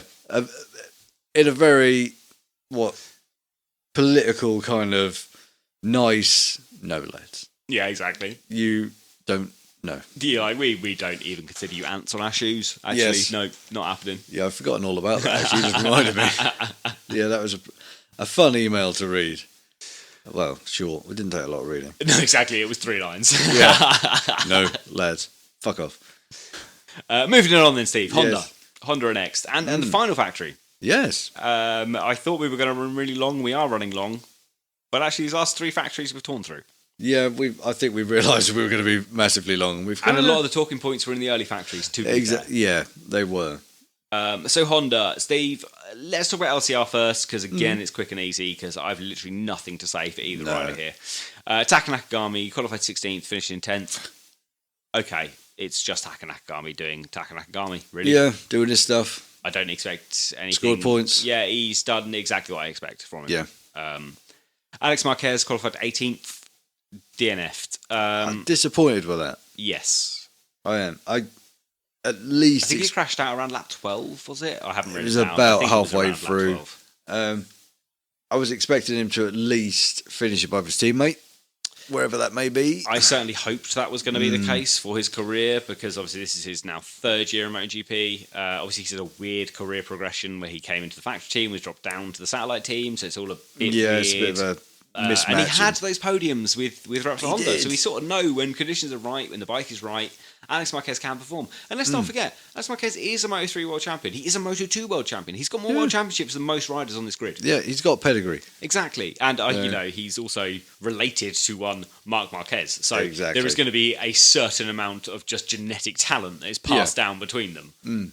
But yeah, the DNF in the race, crashed out, was racing just outside the top 10 at the time, so it was nothing spectacular. No. But also not quite as good as we'd hoped. No, not what you want to remember from your first race of a season. But it's a long season. Yeah. There's plenty of rounds to go. 20 rounds to go, man. It's the longest season we've ever had. So there's going to be a lot of time to make this up, but maybe not that much time before the contract cycle start. No, this is it. He needs to get on top of this next weekend. And this is the worry for everyone that didn't have a good race, is there's probably only 5 or 6 races before contracts starting being signed. Yeah, you're going to have to get up to speed bloody quick this year. And like you say, with so many seats up for grabs, and so much talent that we keep saying, there's no time to relax. There's pressure from the off. Anyone that had a DNF has already doubled the pressure on them. Yeah, certainly. So just, mate, pick it up. We know you're capable. Come back stronger. Yeah, that's exactly it. Then we move on to the factory squad, Steve, and this is 2 guys. One of them is 100% dead cert to have a seat next year because he's Marc Marquez and he signed a massive contract. The other one, on the performance of this weekend, is looking very safe in that seat. This boy is happy.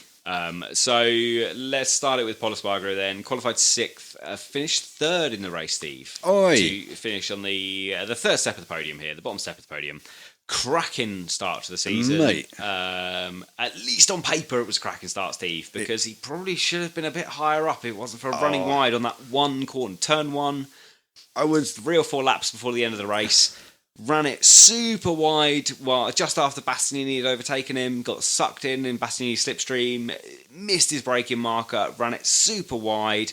Dropped 2 spots thanks to that. Bastianini had taken one of them on the straight, to be fair, and then Binder came in and took it in turn 1 to drop Pole down to 3rd. But still, great. It says that the Honda works well, the Honda is working for Pole well, and this is a solid start to the year for him. Absolutely. Looks far better already. It's the best we've ever seen of Pol Espargaro. I was really happy for numerous reasons. One, we got to see that amazing looking Honda so much. B, he led that from the start. 17 laps he led the race for. He was looking amazing. And he fought off Marc Marquez to be leading that race. Yeah, he looked strong, good, comfortable, secure, really good body language, good signs coming from him. Everything looked sound. It was just that unfortunate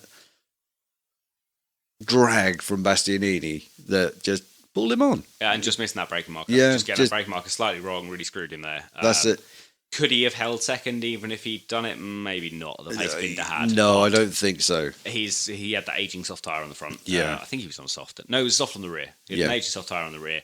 So he probably couldn't have fought Binder off, but still, just what a fucking opening race for Pole here. Just beat Marc Marquez in your opening race. That's the one, isn't it? That is happy it. Days. That alone, although we know what has happened with Marquez, that alone is just going to boost your confidence so much. Especially when you consider their performance last year, when Marquez was still more injured than he is now, and was still won 3 races, crushed you overall across the year. And then you go out and do this in the first race on a bike that you're comfortable on. Incredible. Exactly. Improvement, yes.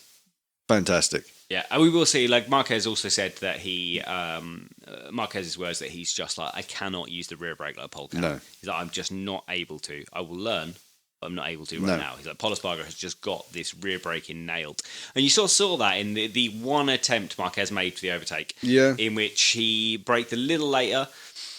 I assume did the very Marc Marquez thing of just being on the front brake, but just couldn't get the bike stopped. And then Pol Espargaro just stopped, hit the markers, got around the corner ahead, and was just away, and Marc never saw him again. That's it. Just gone. Yeah.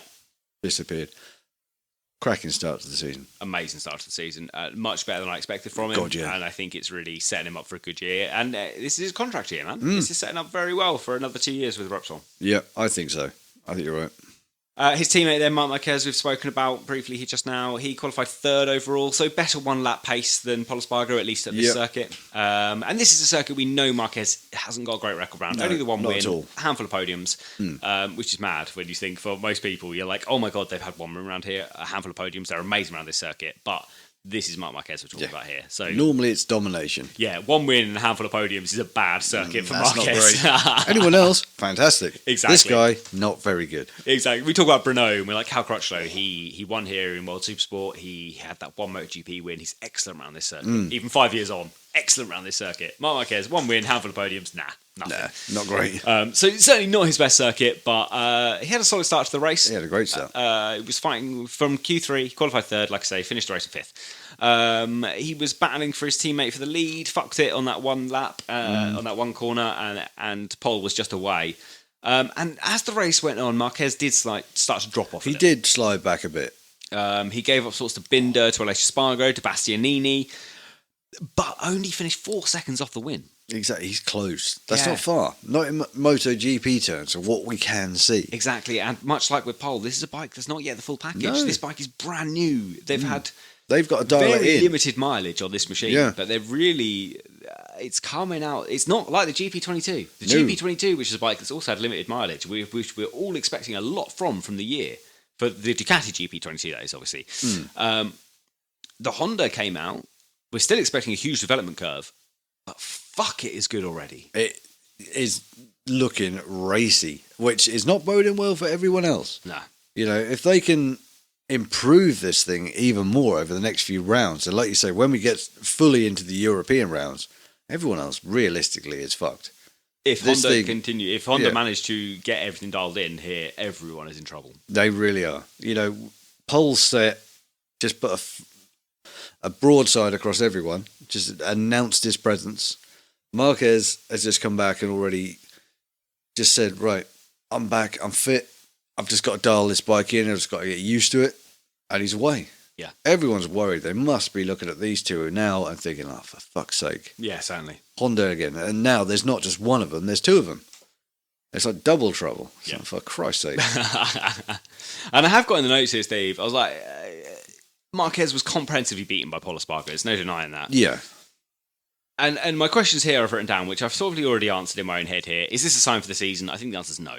I think that Qatar is a track that that Marquez struggles around. And I think throughout the season, he's probably going to best Pol Espargaro. I suspect. But we could be wrong. We'll wait and see. And like I said, like the rear brake has been a big problem, but I think he's going to get on top of that. Marquez has just been able to ride everything. Yeah, he's one of these annoying characters, isn't he? Where he's just, if you give him a problem, he will find a solution. He'll find a way around it. You give him the most unrideable bike on the grid, he'll go and win you a championship. Yeah, so give him a rideable bike, and it might take him a few races, but he'll win you a fucking championship. Oh yeah, absolutely. I can't see it being a sign of the season to come. No, I wrote these notes now, and I'm looking at them like, I don't know what I was thinking 4 hours ago. That's bullshit, obviously. Wait, legitimate question. You go on this weekend's results. Well, you go on this weekend's results, and all of a sudden we've got a satellite Ducati as the world champion. Ooh. And Pol Espargaro handily beating one Marc Marquez. So it's whatever happens. You look at this factory Honda team, and suddenly they're both a threat. And certainly, and they will be a threat throughout the season. Yeah, there's no denying that. They are always going to be at the pointy end. Marquez is only going to get better, potentially. Pol's only going to get better. Yamaha have got work to do. Ducati have got work to do. All of a sudden, it leaves Suzuki and KTM. We're in this weird world where everyone that's dominated has just suddenly dropped by the wayside. Yeah. Which is fantastic. Exactly, because no one has a fucking clue. No, exactly. And this first race also left us with... no idea. And even after Mandalika, brand new circuit, no one's going to have a fucking clue. No one's got it's wonderful, Scooby, mate. It's literally, it could be 5, 6, 7, 8 rounds before we've got any idea what's going to happen. I think you're absolutely right. Everyone's got stuff to do still to get these bikes dialed in. Yeah. new track, 2 new tracks, and then, we're into familiar territory. And then we'll know. I just love it. I love the unknown. It's just part of the fun, mate. I know. It's part of the fun. The chaos of it is the enjoyment, isn't it, really? Aye. That then, Steve, pretty much brings us to the end of that race review there. We're pretty much there. Banging race. Great start to the year. I cannot wait awesome. for Mandalika in 2 weeks. Yep.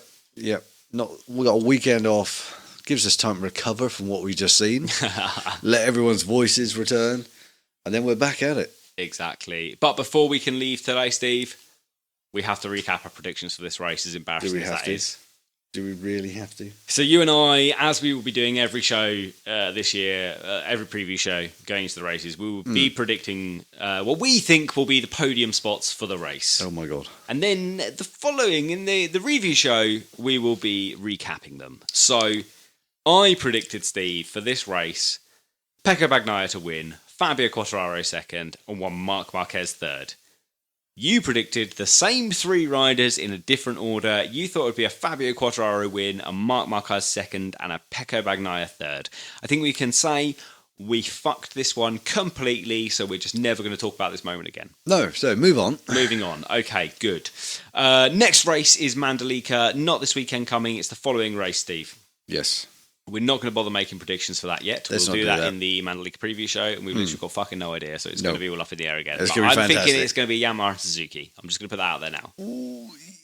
I'm feeling the inline 4s over the V4s for Mandalika.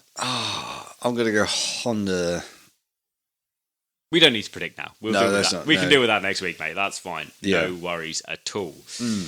The Fantasy League, Steve. Oi! It's back up and running. 117 people in there. Our largest Fantasy League yet. Let's just rewind 2 years, Steve. The first year we did the Fantasy League, we had 12 entrants. Yes. The second year, by the end of the year, we had 60. This year, we've doubled that already. We've got 117. It's looking great. We're definitely going to be doing prizes. We've not actually discussed what the prizes are. No, we'll figure something out. It will be something cool. It's going to be something involving artwork, custom artwork. Yeah, it'll be something. But we're not really sure what yet. Speaking of T-shirts, guys, should be posted out this week. For those of you who have already won, they will be posted out to your addresses. Yeah, they're on the way. They are on their... Well, they will be on their way. To us. Yes, exactly. One of them is sitting on my living room table. We're still waiting for the other 2. Yeah. But they should be here this week. I will send those out as soon as they arrive. If you want to join the Fantasy League for this year and you're not already in it, there is a link in the show notes. It's a bit.ly link, just because that's a bit cleaner on the show notes. I've realised how messy our show notes were getting with links, so everything's a bit.ly link now, but that's in there. You can find that. Happy days. We'll run through the top 10 next week, Steve, although you and your other half in Sarah here, both in the top 10. Sitting in 6th This and 7th. household right now scores 20% of the top 10 in the Fantasy League. I'm down in 41st place. So I'm suffering this year. I've not had the start of the year I had last year. I know. It's time to recover. We can work through that. It's That's early fine. days, mate. There's 20 races to go. I will swap places. I have no doubt. That's fine. We'll get through it. I've just got to chip my way much back happier up. with my start this year. Anyone that predicted this year, I know the number one in our league did predict did have Bastianini, did have... Number one in our league is number one in several leagues. So 10 out of 10 to you, my friend. But yeah, sign up. Link is in the show notes. Join up if you want to. There's still plenty of time yet. It's going to be a chaotic year, so you can miss a race or two, and I'm sure you could still get yourself in there. Let me have a very, very quick look. I'm sure I've still got it up and just see if anyone else has joined while we've been recording. That feels unlikely. But while Steve's doing that, I will just put a public service announcement out now. Next week's show is probably going to be a day or two late. Yes. I've got to fuck off and do something for a few days. I'll come back and with Steve and I will record as soon as we can. So it'll probably be a day or two late. It'll be our preview to Mandalika. Yep. Should still come out before the Mandalika race, though. Should do. We will get that out for you. Until then, however, MotoGP Unlimited is out on the 14th, 6 days from now, next Wednesday. Looking forward to that. Next Wednesday? No, Monday. Monday. MotoGP Unlimited will be out. So you will have 8 50-minute episodes about the 2021 season. This is all on Amazon Prime. I would suggest if you're not already an Amazon Prime user, wait to sign up until you know every single episode is released. I think they're all being released at the same time. I don't think it all comes out in one day. But take your free month or your free week or whatever it is and just I've binge had the an lot. account in the past, so I can't do that. Yeah, I can't do that either, but I will just get an account for a month or so just to watch all this I'm stuff. just going to get it just to watch it and then get shot. That's exactly what I'm doing.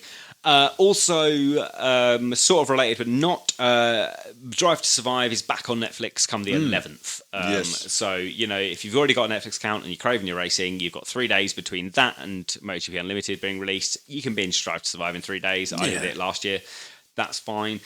Also, if you're on Netflix, Race, the Bubba Wallace story, the NASCAR one, is very good. Earlier. I just finished watching that. I enjoyed that a lot. And there's much more going on in the world of NASCAR than I expected. Much more strategy. It's busy. Yeah, good. Really, really good series. Very good if you're into your social justice and stuff as well. It's really good for that. There we go. That's us then, Steve, I think. That is. So I was just rescuing a hair out of my glasses, which has been bugging me all night. Rescuing it. Have you kept it safe? I have. I brought it home from work earlier. Oh, that's good. Given it a new home on the floor now. Oh, not even on a little pedestal, just above the sink or something? No. It's been tickling my nose all show. I've been whipping my glasses off trying to find it. I just assumed you had a smudge that you couldn't get rid of. No. Something's been bothering me. There's something going on here, and I just spotted it. There we go. Well, at least now the problem's solved. Just in time to go to bed. Yeah, exactly.